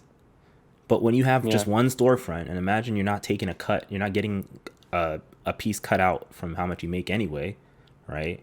Uh, and as soon as they click on it, they can easily search up one thing and be like, I just want to look at this. Boom, you click it and it just works. Ideally, in my hmm head, that's how it should work. I know the Mac App Store is suffering because there's barely any apps on there that are worth it. The Microsoft Store is suffering because there's barely any apps that are worth it. Amazon App Store is really suffering. That thing is even worse than the Microsoft Store. At least what's available on Windows 11. But there's potential out there for more developers. I don't even care if they say you download the Play Store, right? Because that's what's going to have to happen. It just it's just another place to market. It's free marketing essentially. You're gonna do a little work to put it in there, but it's free marketing. The moment this Google Play Store is on, it's gonna be the biggest headline on every single Bloomberg, on everything across the entire planet. It's gonna be the biggest headline. Like what? Microsoft and Google working together, even though it's probably gonna be all Google. It's not gonna be Microsoft. They never want to talk. you know, it'll be the biggest headline though, like on the planet in technology. Like what? The Vergecast will be covering it, and Gadget Podcast. All the big podcasts will be talking about this thing. Marquez's Waveform podcast talk about it. Lou Later will talk about it. Everybody will talk about it. It'll blow up like crazy, and then everybody will start. All those people who just watch those podcasts but aren't too tech savvy will click on the Microsoft Store, right? And they'll be like, they'll discover the Play Store, and then they'll discover other things on the store too, and then the store interaction goes up as well, you know and then yeah, and then let's say for whatever reason there's marketing on the Google Play Store that says something about experience, get an Android tablet or something like that. I'm sure they'll do something like that. I'm perfectly fine with that, honestly. But then you got to yeah, put out a compelling Android tablet that isn't just the Samsung for people to mm, buy. Preferably a first party tablet that actually works well and not that isn't the Pixel Slate. So like there's a lot of things that can come from it. They got to think about, I know they're probably thinking about this, and I know Even though they say they don't talk to Microsoft and stuff like that, I'm pretty sure they speak to Microsoft, you know, and they like talk back and forth about things, but things just never fall through fully. Someone wants something that the other one doesn't want to do, and vice versa. But this needs to happen because that's the potential for opportunities out there for things will be so much bigger once a developer hears that what I can publish to the Play Store, and Android users can enjoy it and Windows users can enjoy it. And how many Uh-huh. people use Windows and how many people use Android on the planet? Mm-hmm. Combine those Yeah. numbers together, that's a lot of people. So, Yeah. And Facebook started like making their UWP version of like WhatsApp, and it's in the store mm-hmm. and on Windows, and I think their Messenger app I think is also UWP. I'm not too sure, Let but me it's like check. yeah, WhatsApp they have like at least it was in beta, but I think it's now like stable. Where it's a UWP app for WhatsApp and it's like everything's just converging, which Oh is yeah, nice. Facebook is making it look beautiful too. Unfortunately, their thumbnails still show Windows 10, but for Mm. Messenger, it's a yeah UWP app. And then let me click on this and see the Facebook official app. I Because believe what I this. would Yeah, do this is a is, web app. The Facebook official app is just a web app. uh, but But with still, the you know. what I would do with WhatsApp is I would use like WhatsApp for web, and then I would use the beta. Now that would take forever to sync, and then I started using your phone WhatsApp instead. But Mm-hmm. that means I always have to like toggle off or make sure your phone's connected and stuff. So then and then it would turn on your phone screen and stuff like that, so battery would go down. Mm-hmm.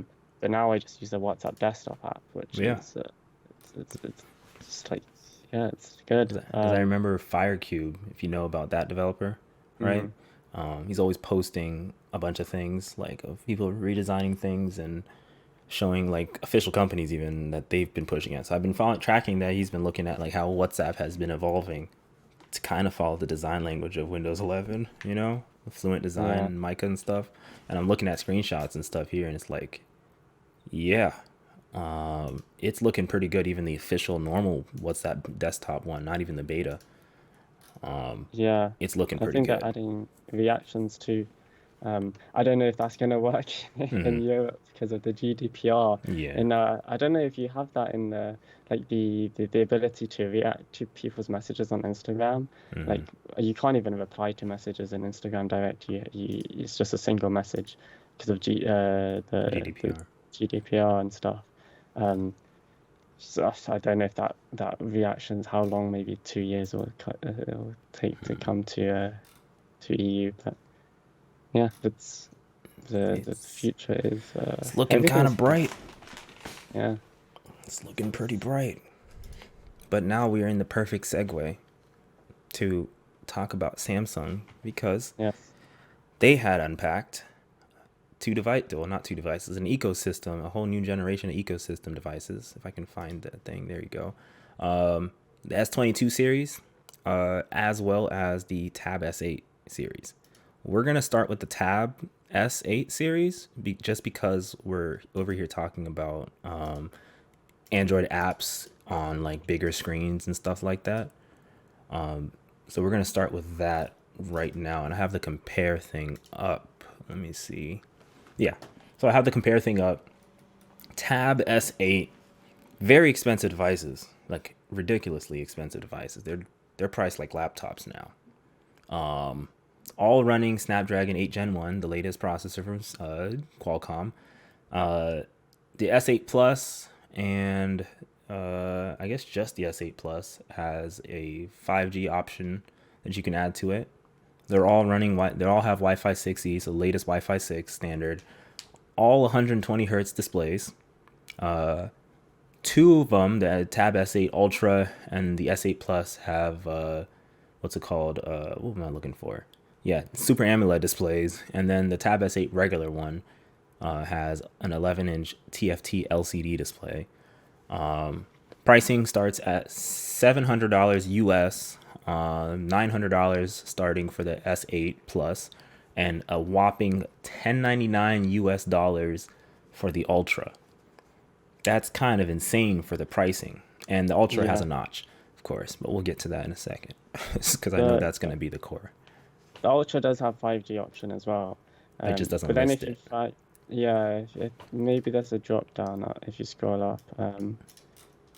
Let me Um, see. but the thing is, the keyboard I think is on top of that. I think it's like 350 or 300 or so dollars, and That's it's expensive.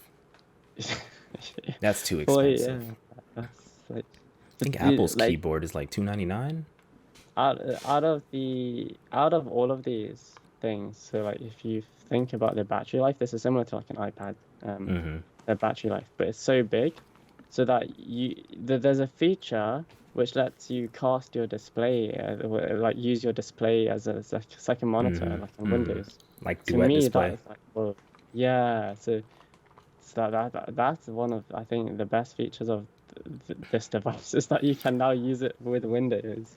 Uh, Honestly, yeah, like just because I like even with photography, my photography work and everything else, I'm obsessed with big things, right? When I'm building hmm, Lego things, I buy those sets that cost a ton of money because they're yeah, huge. And my monitor is huge. My desktop is obviously huge. The paper that I use, the professional paper I use to print my photography stuff is huge, hmm, 17 by 22 and up. Everything, I'm just obsessed with big. Even the phone tablet could be like the Z Fold 3 is big. So I hmm, I didn't even care about the S8 Plus and the S8. I went straight to looking at the S8 Ultra, which is sold out in most places, by the way. Can't even pre-order, yeah, do anything about them right now in the US. I went straight to this just because like I don't even care about the notch, just the size the fact that it's a 14.6-inch screen, just a big tablet, you know?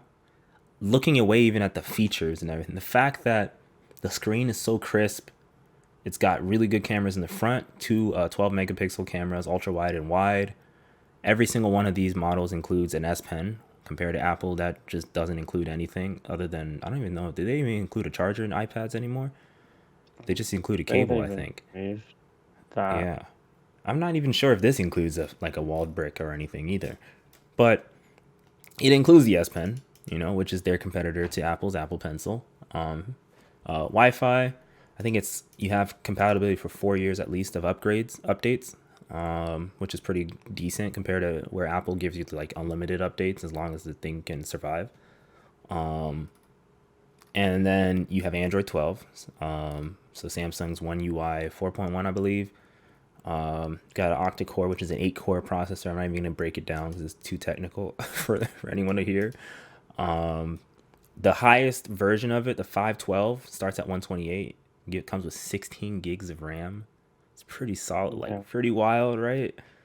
yeah, My Razer laptop has 512 gigs of storage and 16 gigs of RAM. Of course, it runs at 2070. This one starts at 8 gigabytes of RAM, 128, 12 gigabytes of RAM for 256 for the Ultra. We're only talking about the Ultra right now because the other ones, they only have 8 gigabytes of RAM. Has micro SD up to 1 terabyte. I don't know why it only is 1 terabyte. I can't believe it's not 2 terabytes. You know? the the thing is with micro SD with this, I don't think you can install apps on the micro Oh, SD you with this can't? device. I think it's only for storage. Media and stuff. I think that's what I I heard wish I somewhere. could get my hands on this. Yeah. Someone needs to. I need to email Flossie Carter and be like, hey, when you finally do something with this, I don't think he hasn't done a video on it yet. And they'd be like, Mm, you need to figure out this thing about a micro SD card because, like, I'm yeah. curious about this. And I know his super long videos that you just sit back and have a whole meal, while you watch his reviews. He will break it down Mm, completely, which is exactly how I want it to be. no, no. The battery capacity 11,200 for the Ultra 10, almost at 190. 10,090 milliamp hour for the Plus, and then 8,000 milliamp hour for the regular. Honestly, you can't really justify knowing about the numbers of the milliamp hours just because the tablet size is so big that like it's almost going to be the same battery life across all three because they have. I think honestly the Plus might no. Yeah, the Plus might have the medium, might have like the pretty decent battery just because the size isn't massive. Bluetooth 5.2. I'm not gonna skip the Wi-Fi. So you have a Type C USB 3.2 display port out. That's pretty good. So you can get higher resolutions. And then, unfortunately, because pro things and big size things, the highest tier of things always have to have no color. You only get graphite for the Ultra, whereas the other ones you get Mm. multiple colors. I don't understand why we can't get color on things like the Nokia days. That doesn't make much sense. Like, at least just put on the back, have a color, like a pop Uh, color. So 5G, I've seen it on the business store. You can get 5G. The Guessing business for just store. So let me go to consumer. tab Yeah, S8 for business.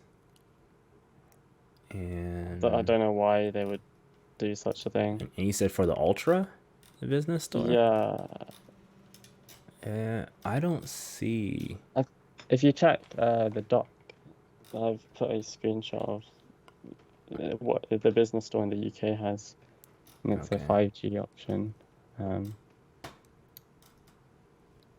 I'm just looking at something real quick. Let me see. You put it on Teams? The doc, Oh, the dock. Oh, okay. Let me the do that real notes, quick. the second page. Oh, okay. I see it here. I'm going to just copy this. And is there a way I can just like, you know what? I didn't want people to see the show notes. Oh, no. I'm ruining things. I do see 5G. Yeah, that's true. It's 5G. You guys can't see it, but yeah, there's 5G option in the UK for the 256 model. So let me go to 256 and see something if 5G just appears. No, it still says Wi-Fi for the US. So maybe it's just the UK that gets 5G. Oh, interesting. That's Well, interesting. I but don't the know. US normally should Yeah, be I like, need to move well, to the not should, UK. but normally they get the Yeah. exclusives early or something. But yeah, No. it's strange. Why wouldn't they put 5G on like such like The on their big, flagship device? yeah, that's strange. But yeah, and then I guess for the fingerprint security stuff, the regular gets like kind of like Z Fold 3 where it's on the power button where the fingerprint reader will be. Oh yeah, The other yeah. two, the Plus and the Ultra, get it on the built into display. Personally, I kind of don't care for. Did I just Okay, good. I personally don't really care for in display fingerprint readers anymore. Yeah. I'm just they're too slow, you know. They're far too slow for anything like that, and I just need a bigger fingerprint reader altogether. I just need it to be on the power button because that's naturally where you're gonna do the most interactions. You're gonna quickly with a giant tablet too. Like, can you imagine just like let me see if I can turn this away from me so it doesn't do anything. Let me go back. Nope, it unlocked on its own. Jeez. See, the Z Fold 3, the thing is so sensitive, it like unlocks too Are we quickly. seeing your screen or are we seeing? I'm about Uh, to show my screen. I'm just okay. trying to make sure no notification is going to pop up. Okay, so Z Fold 3, right? It's got the face. Let me not block my mouth. It's got the face, right? The face scanning, right, to unlock. Hmm. But the power button is your fingerprint reader. And the moment you even get near it, this thing is already unlocked. It's so quick. Like, I couldn't even Yeah. react to show it fast enough because it just unlocks just like that. As soon as I get near, it's just like, I got you. It's unlocked. You get the Yeah. same wallpaper as I do, don't you? Yeah. I was Oh no, going I to have a say different color butterfly. Okay, just making I sure. haven't changed it. It's Just just making like sure. there's even a setting which I think as soon as it touches the fingerprint button, it will unlock. You don't Like have to like swipe up or anything. It'll just, and I think I turned that on. So that way, if it's like yeah, this right here, I can just boom and it's on. yeah. It's For me, I have to so press quick. in, and then yeah. But I'm concerned about my battery for that. I'm thinking it might Oh no, my consume a bit battery's more. great all day. All day. I still have that setting which I only charge up to 85%. Oh Then really? I like carry around like a portable charger. Yeah, I have my Um, Anchor like 22,000 milliamp hour battery bank hmm in the car. Yeah, it's It's so it's useful. great. Like this Tab S8 though, I really want it, but it's too much money. It's too much money. So the thing Cause is, if you were to lug it around, it's uh just massive. Like the benefit I find with the Fold 3 is that I don't have to bring a tablet with me. Like yep, I would have to have I a got rid device. of my iPad to get this Fold 3. Yeah. I thought I'd miss it a lot, and I did in the beginning. But now I don't miss it. I'm like, wow, this is great. The only reason why I miss the iPad is just because it's not the Z Fold 3 size for the open screen is not too big, and so when you want to watch certain things, it's kind of strange, right? Where the iPad Mm-hmm. is actually big. So that's the difference. But Z Fold 3, I like it. Solid, solid. I almost said solid game. Solid tablet or phone, whatever you want to call it anymore. We're in the middle of both of those now. But Yeah, the convenience, like, of being able to, because normally you would have your phone on you all the time. uh-huh. So it's like just the convenience. If you did want to watch a lecture whilst you're traveling on the bus or something, it might sound Mm-hmm. weird, but like, it's possible. It's like, like I wouldn't be watching a lecture on my phone normally, Oh but like no. now it's possible. Yeah. Like you're saying in your lecture, right? You can just do that, Mm-hmm. like with Blackboard and split screen. Yeah, it's a game changer. Like at this point, like with me going to get my master's degree in like instructional design and technology, right? I'm utilizing Mm-hmm. all of those elements of ways that you can hybrid learn in different ways, different form factor of devices and all that stuff. Probably going to be part of that kind of idea that I think about for research for that master's next year. You Yeah. know, how different size devices and things could work to help people learn different things and all that stuff. I'll put that all together, which is another reason Mm. why I low key bought this, even though I just wanted it. But I guess a good segue would be something that's larger than kind of ridiculous for size, but seems to work pretty well. The Galaxy S22 series phones. We have the S22 regular, which is pretty small. In fact, can I go to the specs or they make it, they just, okay. What's happening here? I want to go down to the size comparison. There we go. So the S22 regular comes with a 6.1 inch screen, and the S22 Plus is 6.6, and then the massive phablet that it is, technically being a Note, Oh, is 6.8 inch screen. Do you remember the Nexus 7, I think so. the Google Nexus 7? That Mm-hmm. device wasn't it obviously an Android tablet, and it had just a Mm. I think a 7 inch screen. I believe 7 or 8 inch screen. Oh, my light just died. 7 or 8 inch screen. And it was just a giant. Like I mean, it felt giant at the time. I think it's just gonna be dark from here on out because my battery of the my light just died. But Mm. it had a 7 or 8 inch screen, and it felt massive at that time. You could still hold it with one hand, and the interesting thing with that was that at the time, phones and stuff that were out were only like 4 or so inch screens, like 4 or 5 Yeah. inch screens, and we thought those were huge. Now we got phones that are 6.8, got folding devices that open up to like more ridiculous diagonal, dimensions. Obviously, this is essentially a Note 10 Plus or Note 20 Plus in size. Like this is just a Note. When I show the real picture of it, not just this kind of picture, you'll see. This is just the back. They have multiple colors for once for a pro kind of device. I like the red. They got some basic colors that are kind of more bland. And then obviously as you get lower in the amounts, the types of devices they are for the S22 Plus, you get more colors. And then the basic colors for the S22 regular, you get a whole bunch of different ones like cream and sky blue and violet. So you got a lot of choices now. And again, they run the same processor as the Tab That's S8 Ultra, which is that 8 Gen 1 from Snapdragon. Refresh rate 120 hertz across the line. S Pen, obviously, you finally get embedded inside and not the it's afterthought, embedded. Oh, you know? that's so nice. Because the Yeah. fold, you don't have it embedded. Like my case, I don't have. Yeah, I didn't even It's bother not. buying that case. Let me see if I can open Yeah. this blind. That's So I have to better. like put it in like my pocket and stuff. Yeah, I don't I use don't it as even. I much. haven't even bought the S Pen for the fold because I'm like I'm not carrying it separate. Mm. It's like it's too clunky. It's the size of the Mm-hmm. device. I'm not doing it. Mm. So I had the Note 10 Plus that I traded in to get the fold. Yeah. So yeah, there's that. What was it here? Uh, and then you have obviously hole punch cameras. You don't have that under display camera that you have that stupid under display camera that you have in the Z Fold 3 that I know they were just trying to put in to flex that they could do it. That was it. There's no point in including it because it doesn't have good quality at all. And I don't need great quality. I just need decent quality, and it doesn't have decent quality either. Mm. But the S22 regular is front camera is 10 megapixel, and the S22 Plus is also 10 megapixel. They are the 40. same camera, but the Oh, 22 Ultra is a 40 megapixel front camera. Let me oh my remind god. everybody, the Tab S8 Ultra's two cameras were both 12 megapixel.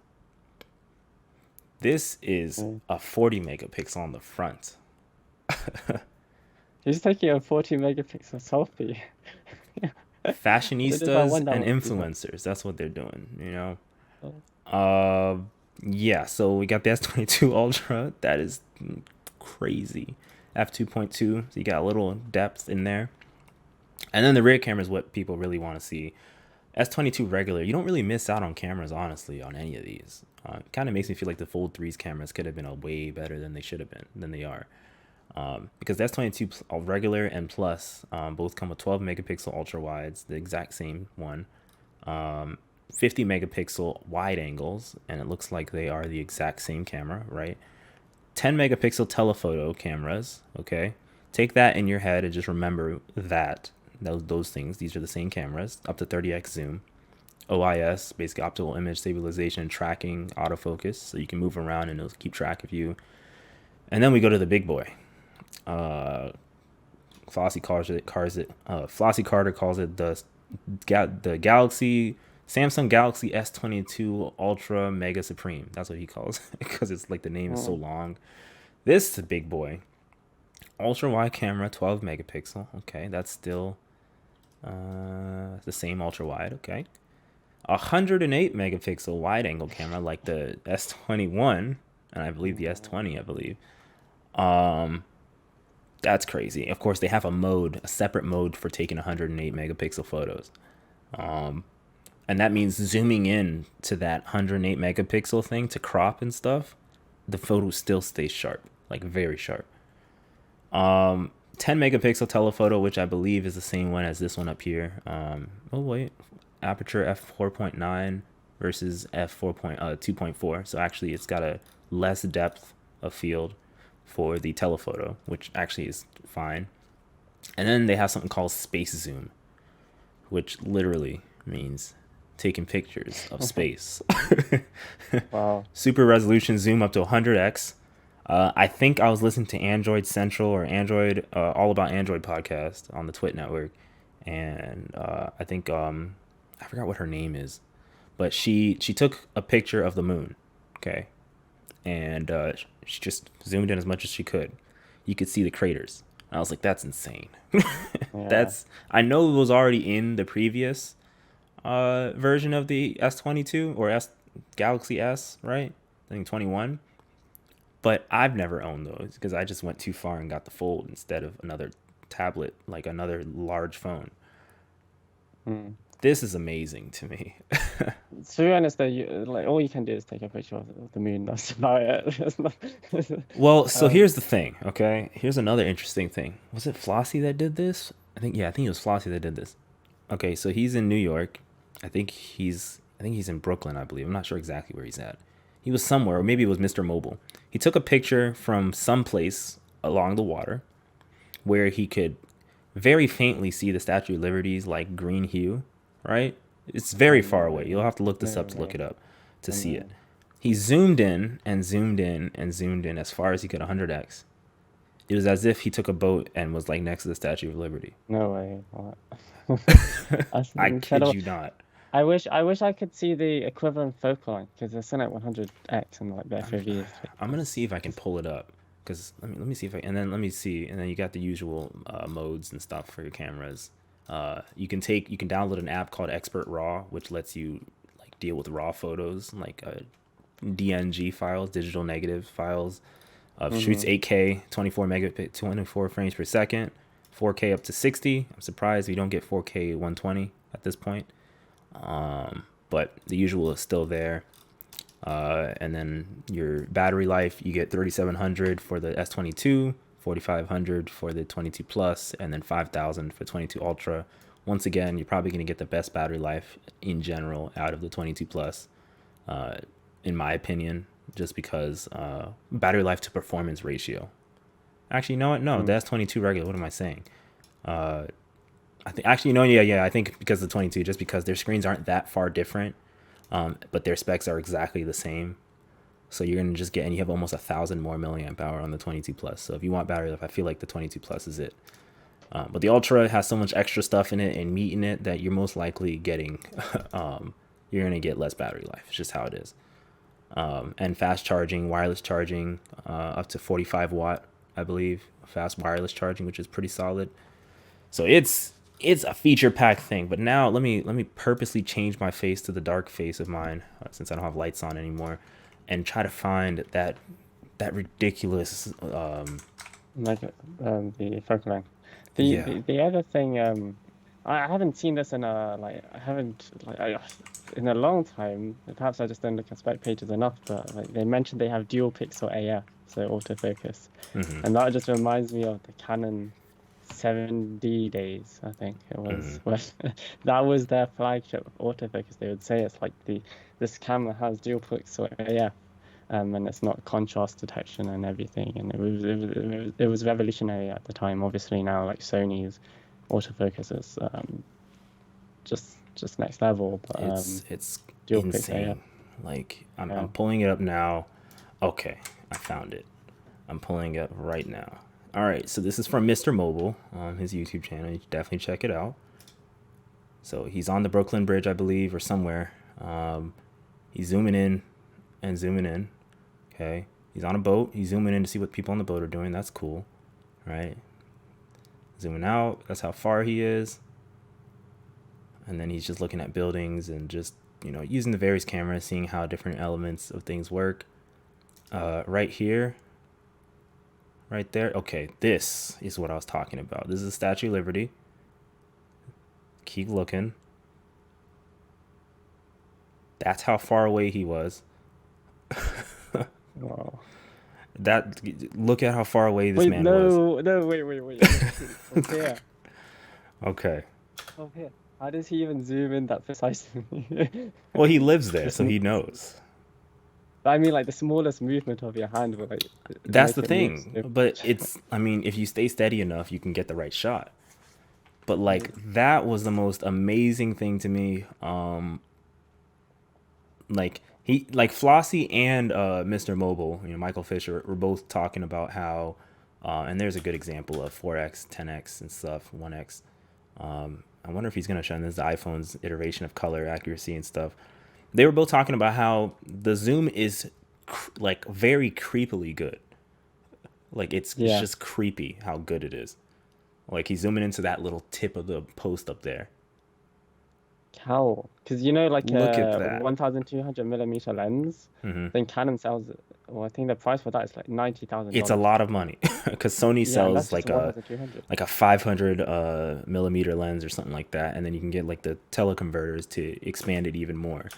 And it's like as a camera nerd, because I'm literally I'm in school again for photography, like this time for photography. This is like nerd stuff for me. Like it's crazy the kind of portrait mode still I think is like if you want proper picture you need like it's crazy. Let me turn on this light real quick too.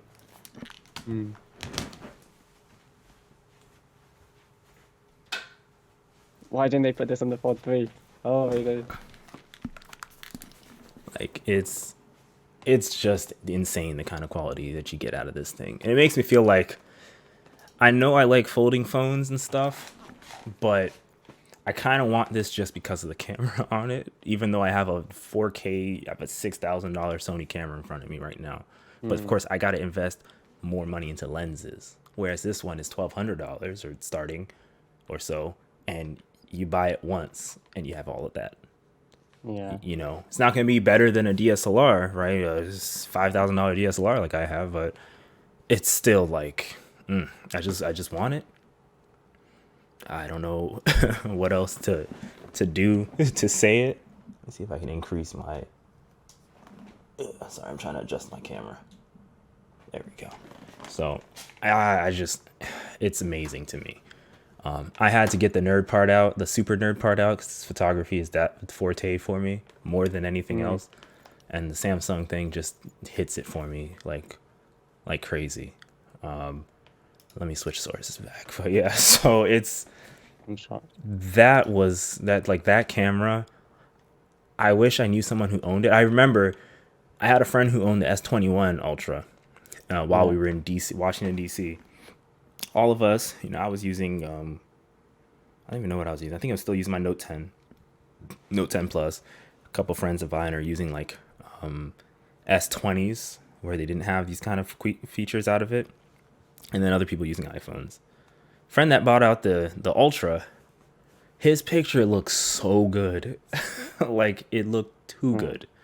And like I have a friend who I work with who ironically has a Pixel 6 Pro, and I wanted to ask her a question about like what made you choose that, because a lot of no most people don't, like, you have to really discover the Pixel to know that it exists. So to have you buy a Pixel 6, what made you go through all of these other phones, an iPhone, a Samsung phone in the US, Yeah. and then come to a Pixel? You know, it's just like people who I saw in my class. I think I posted on Twitter to Firecube. I was like, there's a person in my class that owns a Surface Laptop Studio, and she literally like makes Oh. it all the gestures and postures that Microsoft wants and stuff. She's got the Surface Pen and everything. And I'm like this close to asking questions about like what made you go into buying this thing, Yeah. because Oh. I'm like, people don't just buy these kind of devices, you Mm. know, but I'm seeing it, you know, Yeah. it's I was crazy. surprised I saw someone had a Surface laptop in the library. I mean, I see those a lot actually. I see Surface Yeah. Pros and Surface laptops, mainly Surface Pros, but Surface laptops I'm Hmm. seeing them too. But Surface Laptop Studio, that just came out for one. That's very expensive again, and Yeah. she's not just using it like a laptop. She's using it like how Microsoft wants you to use it. And I know she's Yeah. not tech savvy either. Oh, She's not okay. heavily tech savvy. So I was like, what? And that person's in my class. It's like a foundational concepts class, and she's using it and she's jotting down things and stuff, and you see her using the Surface Pen like to like quickly go into. I'm like, holy crap, what? It's like when you see like Yeah. average people use things like the companies said they should, it blows everyone's minds because we're just like, what? People do that? You're The not a. thing is, these kind of devices though, like it is wow, like when you see it, so it gets people talking, and I think it's a smart strategy Microsoft has with this, because it's like if you go like totally out of the norm and you present these like flashy and incredible devices, people will start talking about it and be like, oh, Mm-hmm. okay, this is something cool, and then it builds the brand up. Mm-hmm. Because It's just so high priced though. it's so high Like priced, but it blew it's my awesome. mind. Like I understand people will buy Macs. They'll buy Macs. Yeah. And a lot of people buy Macs. You know that. Hmm. But the Surface Laptop Studio, uh, it's priced quite. No, actually, it's priced pretty competitively to Macs, like average True, MacBook true, yeah. Pros. So actually, you know what? I can't even say anything. And it does, Yeah, actually, it's good, ironically, yeah. more things. Mac does Mm, more performance. Laptop Studio does just more things. Like it's got the different mm, modes and stuff that 90% people don't use. You know, no one, most people don't use two in one like postures. They just keep their laptop like a laptop and then touch the screen when it's time. They don't fold the laptop all the way back and then hold it like a heavy tablet.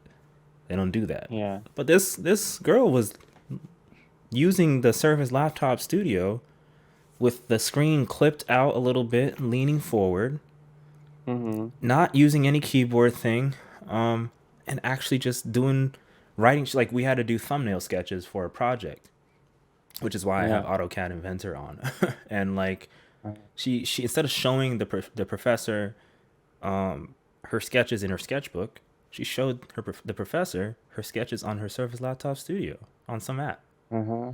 And my mind was blown. I was like, what? Because we Yeah, I'm talk about these actually, things. uh-huh. I'm looking at the price now. It's actually really good. Like I'm I looking at know. the lowest one. It's 1449. Yeah. Like I'm saying that's good. Like if you look at the prices of the phones nowadays, you're having Mm-hmm. 2K plus just Yep. but this is a full OS. Like Yeah. it, Like yeah, no, other that's than actually the good. Max Q Razer that I have, 15-inch Mm. Razer whatever you call it anymore. Razer Blade Advanced 15-inch. And Yeah. other than the fact that I have a 2070 in it, I'm this close to finding somebody who will pay me $1,500 to take it away from me and just get a Surface Laptop Studio. Uh-huh. And not get the base model. I'm not gonna get the base model. I'm gonna get the one with the 3050 Ti, Uh-huh. which is like $2,000. But still, if someone will buy that computer from me, because it's got a GPU in it that you can play any game you want at pretty good settings, I will gladly go with the Surface Laptop Studio. So I'm hoping that Yeah. by the time I'm ready, they'll have a Studio 2 out, and it'll be AMD or something, because I really like AMD. And then like that'll be it. I'll just be like, I'm going with the Surface Laptop Studio, and Y- I'll finally have a touchscreen. I won't make that joke that I'd never have a touchscreen. Uh-huh. Yeah, Yeah. I really want one. Yeah, my apologies. The price isn't actually as it's actually good. It's good. It's actually pretty Um, bad good. like, and the base model is 16 gigs of, at least what I'm seeing here. So for £1,449, it's 16 gigs of RAM, 256 gig SSD. So like you're already getting 16 gigs, and then like 256 is like it's usable. Mm-hmm. Um, and and like, I mean, like it has Thunderbolt as well. So Yep. like if you did like the thing is like if you're gonna game on it, then yeah, perhaps I think the gaming graphics card, yeah, but then you have xCloud as well. You could just have an eGPU as well. So then Mm-hmm. like the base model makes sense as well. Because Wow, this this right is here, for anyone to watch after the fact, like this is the model that I would recommend. Your prices are not going to be this, just because I have a mm, student discount applied to this my Microsoft page. I think, yeah, I believe student discount, or I think when I sign in, I'll have the student discount applied. But this one is the one I recommend. If you plan on doing anything more than just playing Fortnite, I would recommend this one. 2099, 16 gigs of RAM, 512 storage, but you get the RTX 3050 Ti. You get that kind of max Q version, and it's an i7, not an i5. You get that. Don't say yes to anything else. Just get that. If you're gonna get a mouse, I know this is like a Microsoft based podcast, but don't buy anything from this. Just go buy another mouse and accessories from somewhere else. You'll find better prices. But this is the tier I recommend, especially if you have the money to spare and you just want a Surface device. Obviously, you get a Razer Blade and you'll have better specs than this. But for getting a Surface and you're really interested in this device, this tier is what I recommend. You don't need this 1 terabyte one. Just get some external storage. You don't need this 32 gigs of RAM, 2 terabyte 3050 Ti one for $3,000. I don't know why you'd buy this. Just get a bigger computer, you know. But this is like the perfect one right here to me. 2099. If you're a student discount or government or anything like that, you probably get it for like $2,000 flat, and you're set to mm, go. So, but I could nerd out on this too, but that will make the podcast too long. It's already very long. So we're gonna move on. So, mm, yeah. So moving on. I have another thing. Games with Gold. Just kind of it's getting to March. Perfect timing. And so Microsoft has announced what's coming for Games with Gold in March 2022. There are 4 games here. Flame in the Flood. It's normally $20. Looks like it's more of an indie title. Let me see. I've never heard of it. Yeah, it's definitely an indie title. And then you got gets Flame in the Blood. You got Street Power Soccer. Never heard of that either. Sacred 2. That's an old 360 title. Same for SpongeBob SquarePants Truth or Dare. Also a 360 title. Basically just $90. My opinion, Sony's PlayStation Plus, what they're giving away this month is extremely good compared to this. Like, this is pretty mediocre. But Microsoft's been doing this lately where almost all their games on Games with Gold aren't that great. But I just needed to mention it just because it is what is coming. By comparison, we had a Ghost Recon Breakout last year at this time.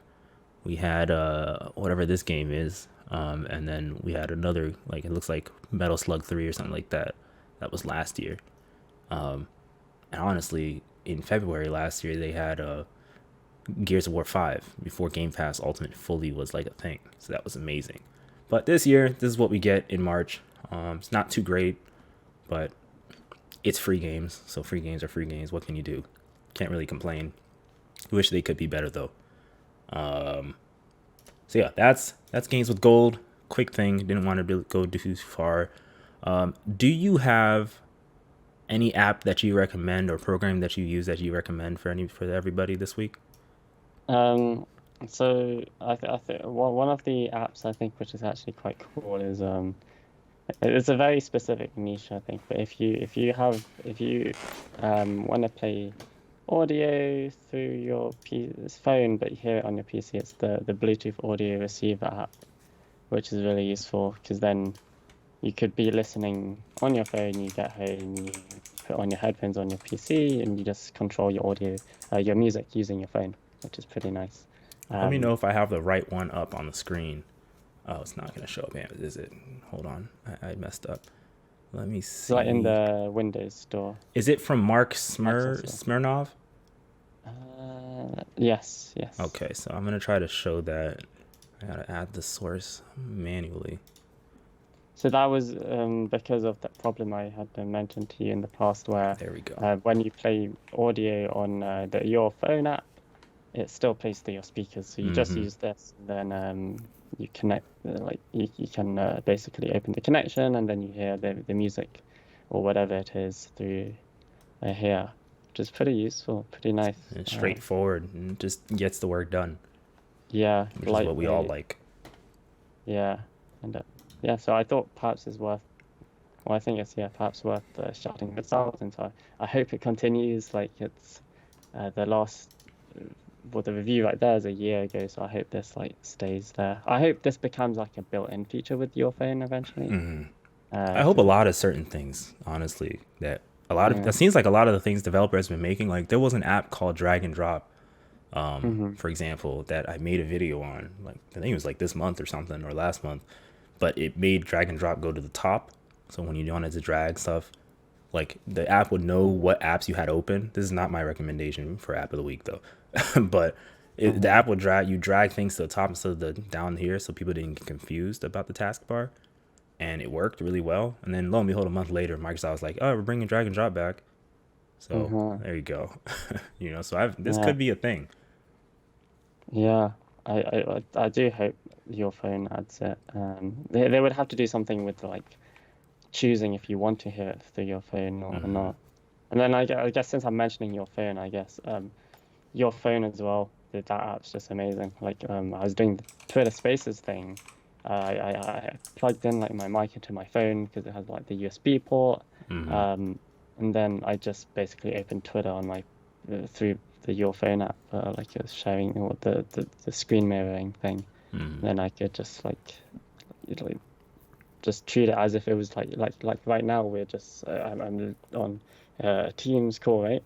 So I can just listen and do everything else on my PC whilst having a phone window. Just Yeah, multitasking at its finest. yeah, which is cool. Obviously, I could have done this Samsung Dex thing. I That's still true. don't know. Is Samsung Dex like were you saying it's an app on the store? I don't think so. I think you have to just go to type in Samsung Dex on Google, and then you'll get Okay. Dex. I haven't actually checked if it's on the store. I don't believe it is. Yeah, they have a Samsung Flow, They which have I think Samsung is everything the else on the store, but they don't have Dex. Yeah, because they have Samsung interesting. Gallery and everything. If you have a Samsung like laptop and stuff, but They even have Bixby on the Microsoft Store. I don't Wow. know why they have Bixby on the Microsoft Store. So, Oh, there's the reviews there. oh boy, I'm not even gonna go into that Bixby thing because we can go through the rabbit hole for that. So, I actually started using Bixby, like, because I was walking and I was like, I want to call my mom. I just used Bixby because it was actually quite useful. so why didn't you use Yeah. Google instead? Oh, I just pressed the button. I Oh, haven't and it's changed it default. That's around. true. You I just, can't change it. yeah, That's holded the true. button. And it's Yeah, like, no. I it have a actually worked. Samsung smart fridge downstairs with the Oh, tablet nice. screen. It has Uh, Alexa built in, or I'm sorry, it has ALEXA built in. And so oh, sometimes I'm like, "Oh, did you hear about blah blah blah?" Because I have a friend named ALEXA, oh, right? is it? And Oh. so like it's like, "Huh? You said my name? What?" So I'm like, What can you do with your, can you, like, with your fridge, can you, like, change the temperature with your voice and stuff? honestly, I asked my viewers before I get to my picks. I asked my viewers if if it would be if they thought it'd be interesting if I could do if I did more than just Windows apps. Uh-huh. Like, I know it's called Next Windows and all, and Windows will be the primary, but I kind of want to spread into all apps. Mm-hmm. So I was thinking maybe I'll hold this off until after I do my pick. Actually, you know what? I'll hold it off. I'll say it in the podcast, but I won't say it yet. Let me do my pick real quick, and then I'll get to that one. My pick is Fluent Cast Podcast by Lou Anderson. Where did it go? It's gone. Fluent Cast. It was here. Okay, there it is. It's called Fluent Cast, rather. It's a podcast client by Lou Anderson, Ayrton. I did a video on it a long time ago. It didn't look like this at all. It was completely different looking. It looked like Windows 10 stuff because it was for Windows 10. He updated it. WinUI, latest WinUI. Put all those bits in there. It's officially out now. It's not just saying dev. It just shows dev because he's the developer and he made screenshots on his developer build of it. It's really good. It's a podcast app, so if you want to listen to podcasts like this one, you can just listen to it on your computer, native, UWP, everything. It's the latest design language and everything like that, so it fits into your whole flow of Windows 11 and stuff. You hear that Panos word, flow. And it just, everything is together. It's got dark mode and light mode. I have it now, but I don't want to mess up like the recording of everything if I open up another program, so I'm not doing it. I might do a look back at it, a revisit on this app, because its UI has completely changed since I last looked at it like over a year ago. So FluentCast, yeah, it's a podcast client. It pulls from various clients and RSS feeds, so you can even import with this like add. Oops, you can't even see it. I didn't even notice. Yeah, this is FluentCast, and you can even import it, import RSS feeds for various podcasts that you listen to into it directly, just copying your RSS feed into it, and you can pull the podcast information out and just listen to your favorite podcast on it. Or you can search across the app for the podcasts that you listen to normally. So there's some here on the screenshot. So it's got everything on there that you need. My only gripe for it, though, is that there's no like Stitcher podcast on my phone. There's no way to see, for whatever I subscribe to, there's no way to see other than with notifications if there's a new episode. Like there's no list showing you like the latest episodes. You have to click on each podcast, even if you subscribe to it, to show the latest episode. So that's kind of annoying. And there's no real home. You have to set what you want your default home to be. I think by default it's either Explore or subscriptions. But overall, it's a really solid app. It looks good. It doesn't distract you in any way. And it's got picture-in-picture mode, so that way you can keep it in the corner of your screen. It supports video and audio podcasts. Solid podcast apps for those of you who just don't care about using Spotify or anything else. You can just go to like this one if you're using Windows 11 and use it. So yeah, that's my pick. FluentCast. I call it FluentCast Podcast because it's a podcast client, but it's just called FluentCast by Lou Anderson Ayrton. Yeah. So, and then before we even do what I had to say at the very end, I'm going to do quick concept of the week. This is not a video this time. This is just a screenshot. And this is from, I believe, Dolphin Studios, I believe he calls himself. Let me see. Can I? Okay. So this is Dolphin Studios. If you know, in the past, Windows 8 had a e-reader app. This was before Edge was fully a thing.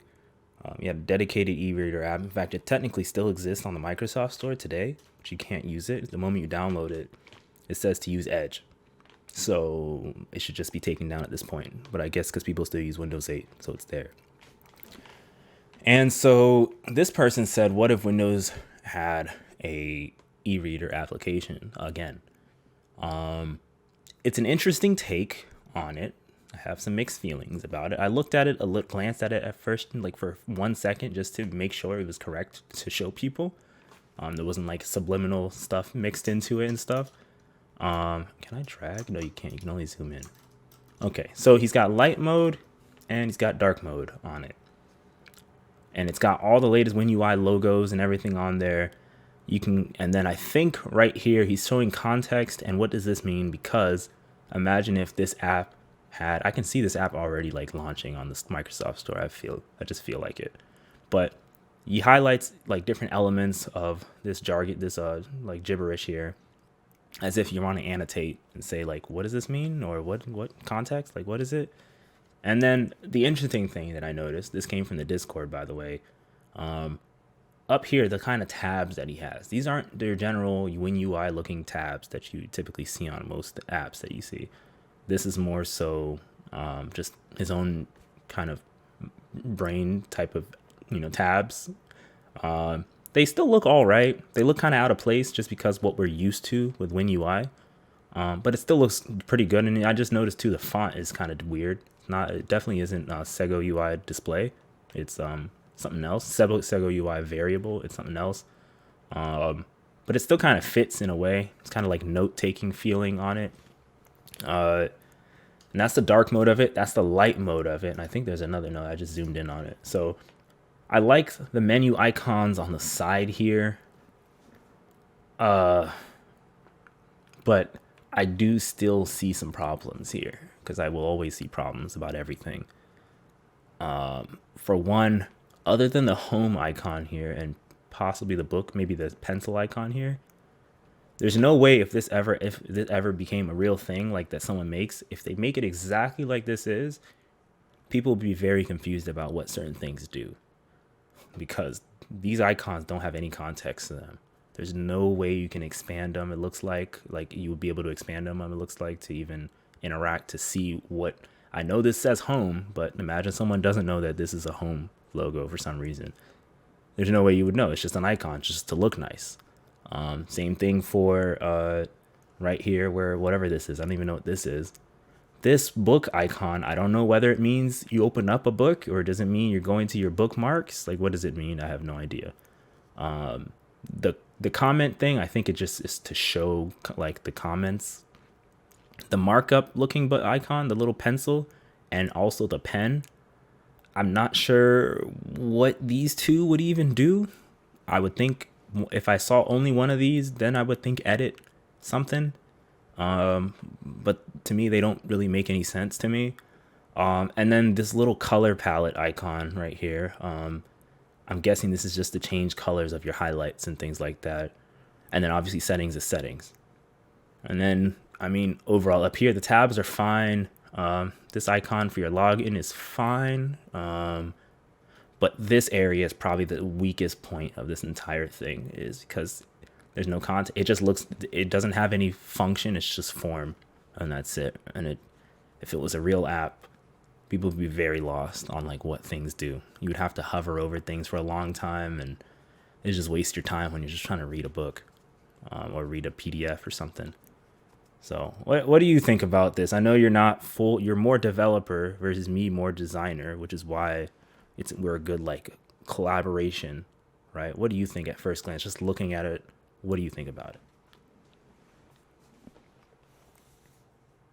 You muted yourself. Whoops, sorry. Yeah, I saw this one on Twitter and I replied. I was like, wow, this is amazing. This looks really nice. And but I do like the fact that the black background, blurs through and stuff. It looks like aesthetically very, very clean. Mm. And yeah, your points about not being able to know what these buttons are, I think that could be an issue. I'm curious as to know though, if this did ever launch, like, would it really like be like, would people use this over like the Kindle app, for example, when it like, because like the Amazon App Store, because that will have Audible and everything built in. Mm-hmm.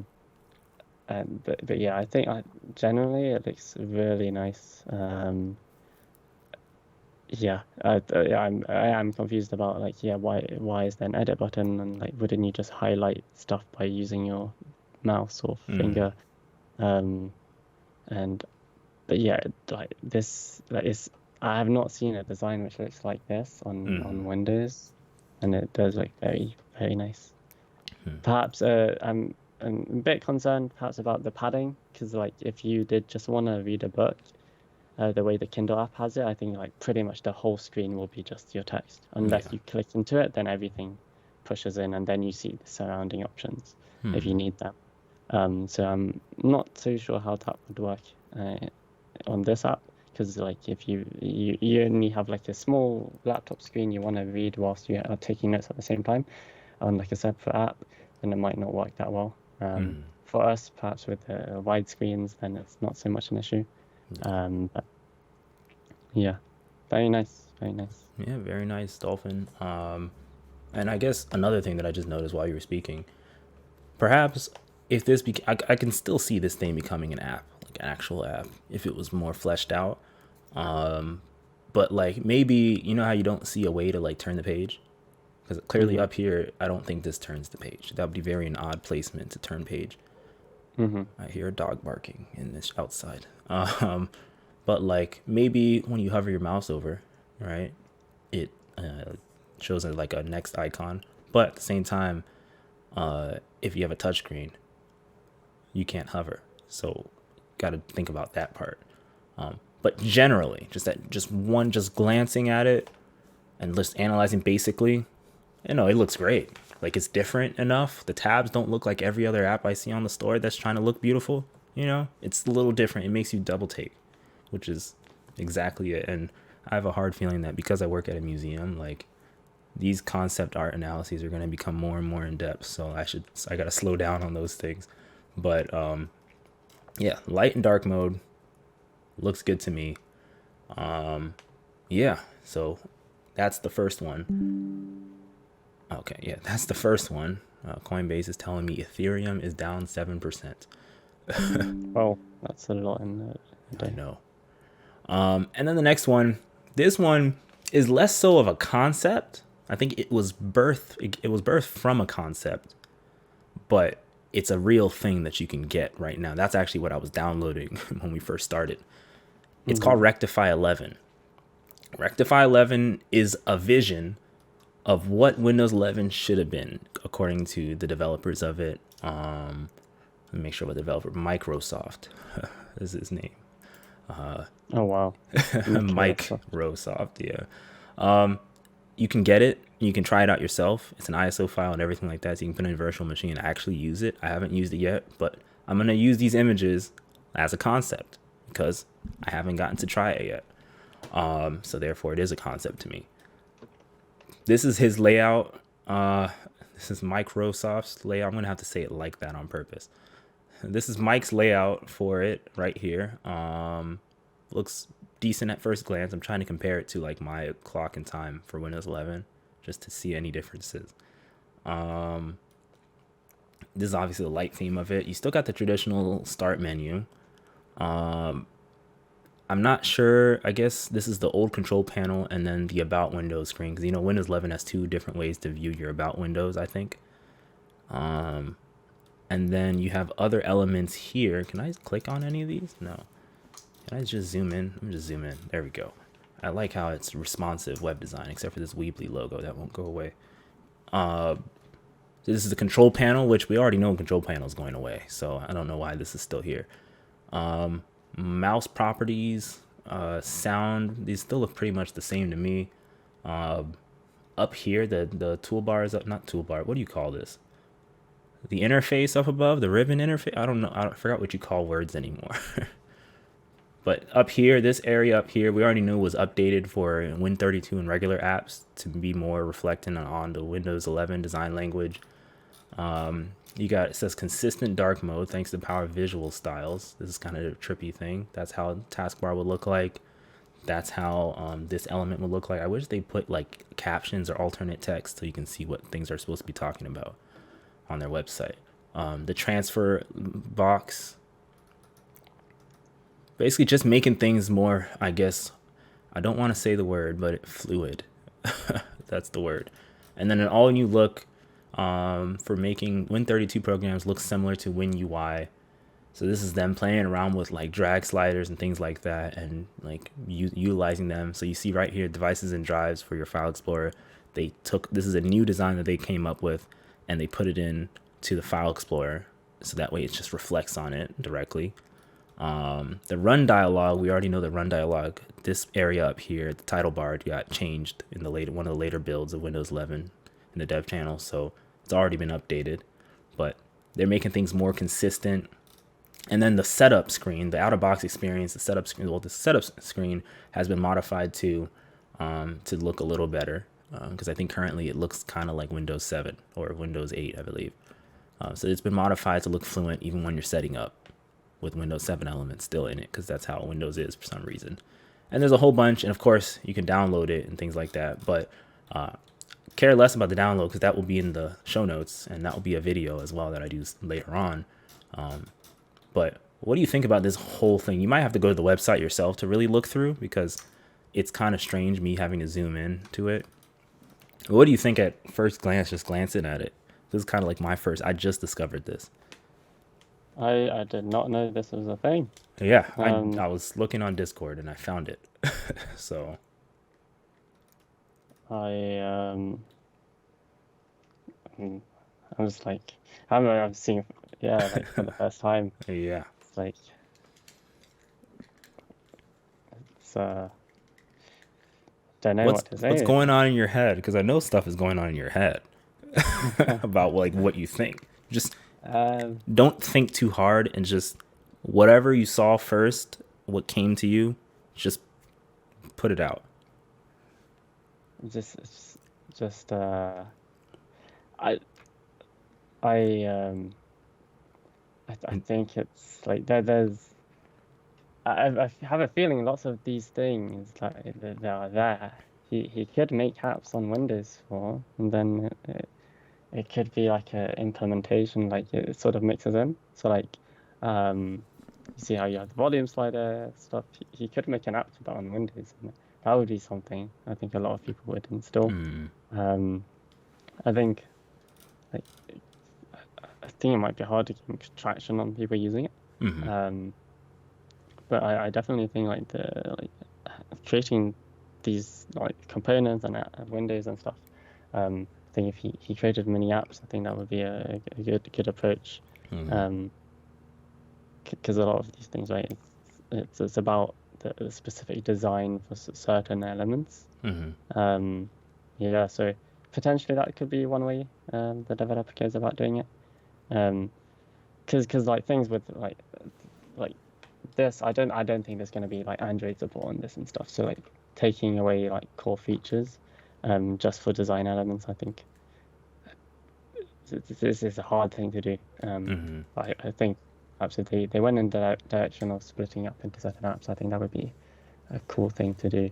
Yeah. Just because I don't think it's going to be easy to get people to install like a totally new OS, right? Oh yeah, I know that for sure. This is going to be installed by. I mean, I don't know what the limit on Google Drive is for downloads, but when I was downloading it, right, that first link at the bottom for downloads on Google Drive, this first one here, I couldn't use that. It said too many downloads were used, so you can't use this link at all. Wow. So I don't know what the limit is for Google Drive downloads, but it surpassed the limit, so you can't download it from that one. You have to use the second one or the third one, and I don't even know if the second one works anymore. So, and I know as soon as I make a video on it, this second link is not going to work. So he may have to like find another method, like Mega, that website Mega, and have people download it there or something. Or for once, the torrent part, peer to peer to download it, because the one when I make a video on it, the way my audience is, this is you're not gonna be able to use this link anymore. So like after like a week. Wouldn't this like get like taken down or something? Like because it's got like the Windows logos, it says Windows 11. I have no idea, honestly. I have no idea. I mean, this is a fan recreation. I don't know. Yeah, I have no idea. I'm sure I mean, the way the setup is down here, where is it? Down here, you still have to enter a product key. Yeah, and I'm confused. Is it like is it? He just skinned it so well that essentially it's a skin. Skinned it so well that you can use it officially. I don't know how well it works. I've never downloaded it. I have no idea. But I'm curious, like especially in a virtual machine, just to see how it works, like how it looks in terms of design. I would never run it like as my official, right? Because I do so many more things on here. But And it depends on how nice Microsoft is feeling that day, right? Because, Mhm. like I said, I've had a video taken down that was a tutorial, you know, on just Yeah. installing Windows 11 on like M1 Max with VMware. You know, I've had that taken down, but the other ones are still on YouTube. So, Yeah. and these were links to Microsoft's website that I still had it taken down 6 months later. Uh, So this one, more people latch on and hear about it and make little videos talking about like skins and stuff like that. Uh-oh, battery exhausted. oh, my bad. But Sorry about yeah, this video is okay. No one sees you right now. This video like would be a little different, you know. But in general, though, like it it looks like pretty good potential. They look like the skin. They redesigned a lot of logos. That's for sure. It looks like the defrag logo. I think that got redesigned by these people. I don't know what it looks like right now. Okay, cool. It works. Wow, that's a completely different change of camera. that. I'm just using my webcam now. I know. I'm gonna have to scoot your Yeah. screen up so that it looks like you're even. Oh yeah, you got it. Yeah. Never mind. You got it. Alright. A little bit to the keep going, keep going, keep going. There we go, right there. There Yeah, we go. that's. I only had 45%. I was like, oh no. I don't even know what the I percent typed in is my on this, shoulder. and I don't want to know because I can't see it right now. This is why I'm I gonna was wrap it thinking, up soon. yeah, I was thinking based off the last one, because you said you had low battery last time. It just worked the whole time. And it I just was worked the thinking, whole the time. 45 is fine, This right? thing was at like 80% when we first started. So, Okay. but Yeah. my final thing that I'm gonna do, what was I saying before? I had what was I saying before? I said I was gonna do something, talk about something, but I can't remember it anymore. Do you remember what I was gonna say? It was something around the time, I think, when you were talking about the app of the week, but then you said you'll save it for later, but you didn't say what it was, so I don't know what exactly. I hate this. I can't think of this thing anymore. Should have written it down. I don't remember this thing. That's terrible. That's a terrible cliffhanger to be doing. Like I don't remember what I was gonna say. So you can find out on the next podcast. In 1 month. So Anticipation. that's crazy. I don't remember this thing anymore. And I can't just end the recording and listen to it real quick and see what I was talking about either. So that's So unfortunate. this psychology people say is like, I think if you don't think of it, it'll come back. So if we change the topic, it might come back. Yeah, I have no idea what I was gonna say anymore. Because I said I'll hold that. I don't want to say it right now. Well, then if I can't remember it, I guess we're good to go. I You guess have we're to good to subscribe go. to find out. I guess so. You'd have to subscribe to find out, or follow on Discord, which everything will be there in the description box. And I don't know what the percent of this camera is anymore, so because now I'm worried because you're also using Sony. I'm worried, and I think they use the same camera battery. So Yeah, we're gonna Z wrap it battery. up. It's been a long time, Don't and mess a around. whole long time, but this is something you just binge to. You go on a travel, you travel by yourself, and then you just listen to this, and you just listen to nerds talk. That's it. So yeah, this has been Next Windows on Air, the podcast, episode 3, technically episode 4, but episode 3. Covered a lot of stuff in this. Of course, I do this, or we do this monthly. I think you're pretty much going to be the co-host, the official co-host at this point. Ooh, thanks. Because we have so much stuff we do during the month that at the end of the month, to digress with all of it, unwind it all, we just do this, and then that's it. We don't do it all the time. So this is Next Windows on Air, episode 3. Covered a lot of stuff. We do this monthly, not bi-weekly, but monthly. It's a little different from all your other podcasts out there. You can get this podcast nicely on just about every podcast platform out there on the planet, which is amazing. Finally got all those approvals done. It's Apple Podcast, Stitcher, TuneIn, and all those other places out there. It's all on there, including YouTube on the channel Next Windows, and eventually the website as well. It'll be self-hosted on the website. So yeah, there's a lot of stuff. And next month we'll be talking about the events that happen in March. Who knows what those will be other than Games with Gold stuff. And then as we get closer and closer to the 1-year anniversary of Windows 11 being announced, at least, not out, but announced. I'm sure there'll be some more drastic changes coming up that we'll definitely want to talk about, especially maybe even have some more guests come on and have bigger discussions. Maybe we might even have specials where we speak to specific guests. Who knows? That might be a hint. So, yeah, my name is Kwaku, and I'm joined by. Salman, nice to meet you. Yep, Hello. and we will catch you guys in the next one next month. And yeah, hopefully audio was great in this one this time. So, take care, everybody. Bye.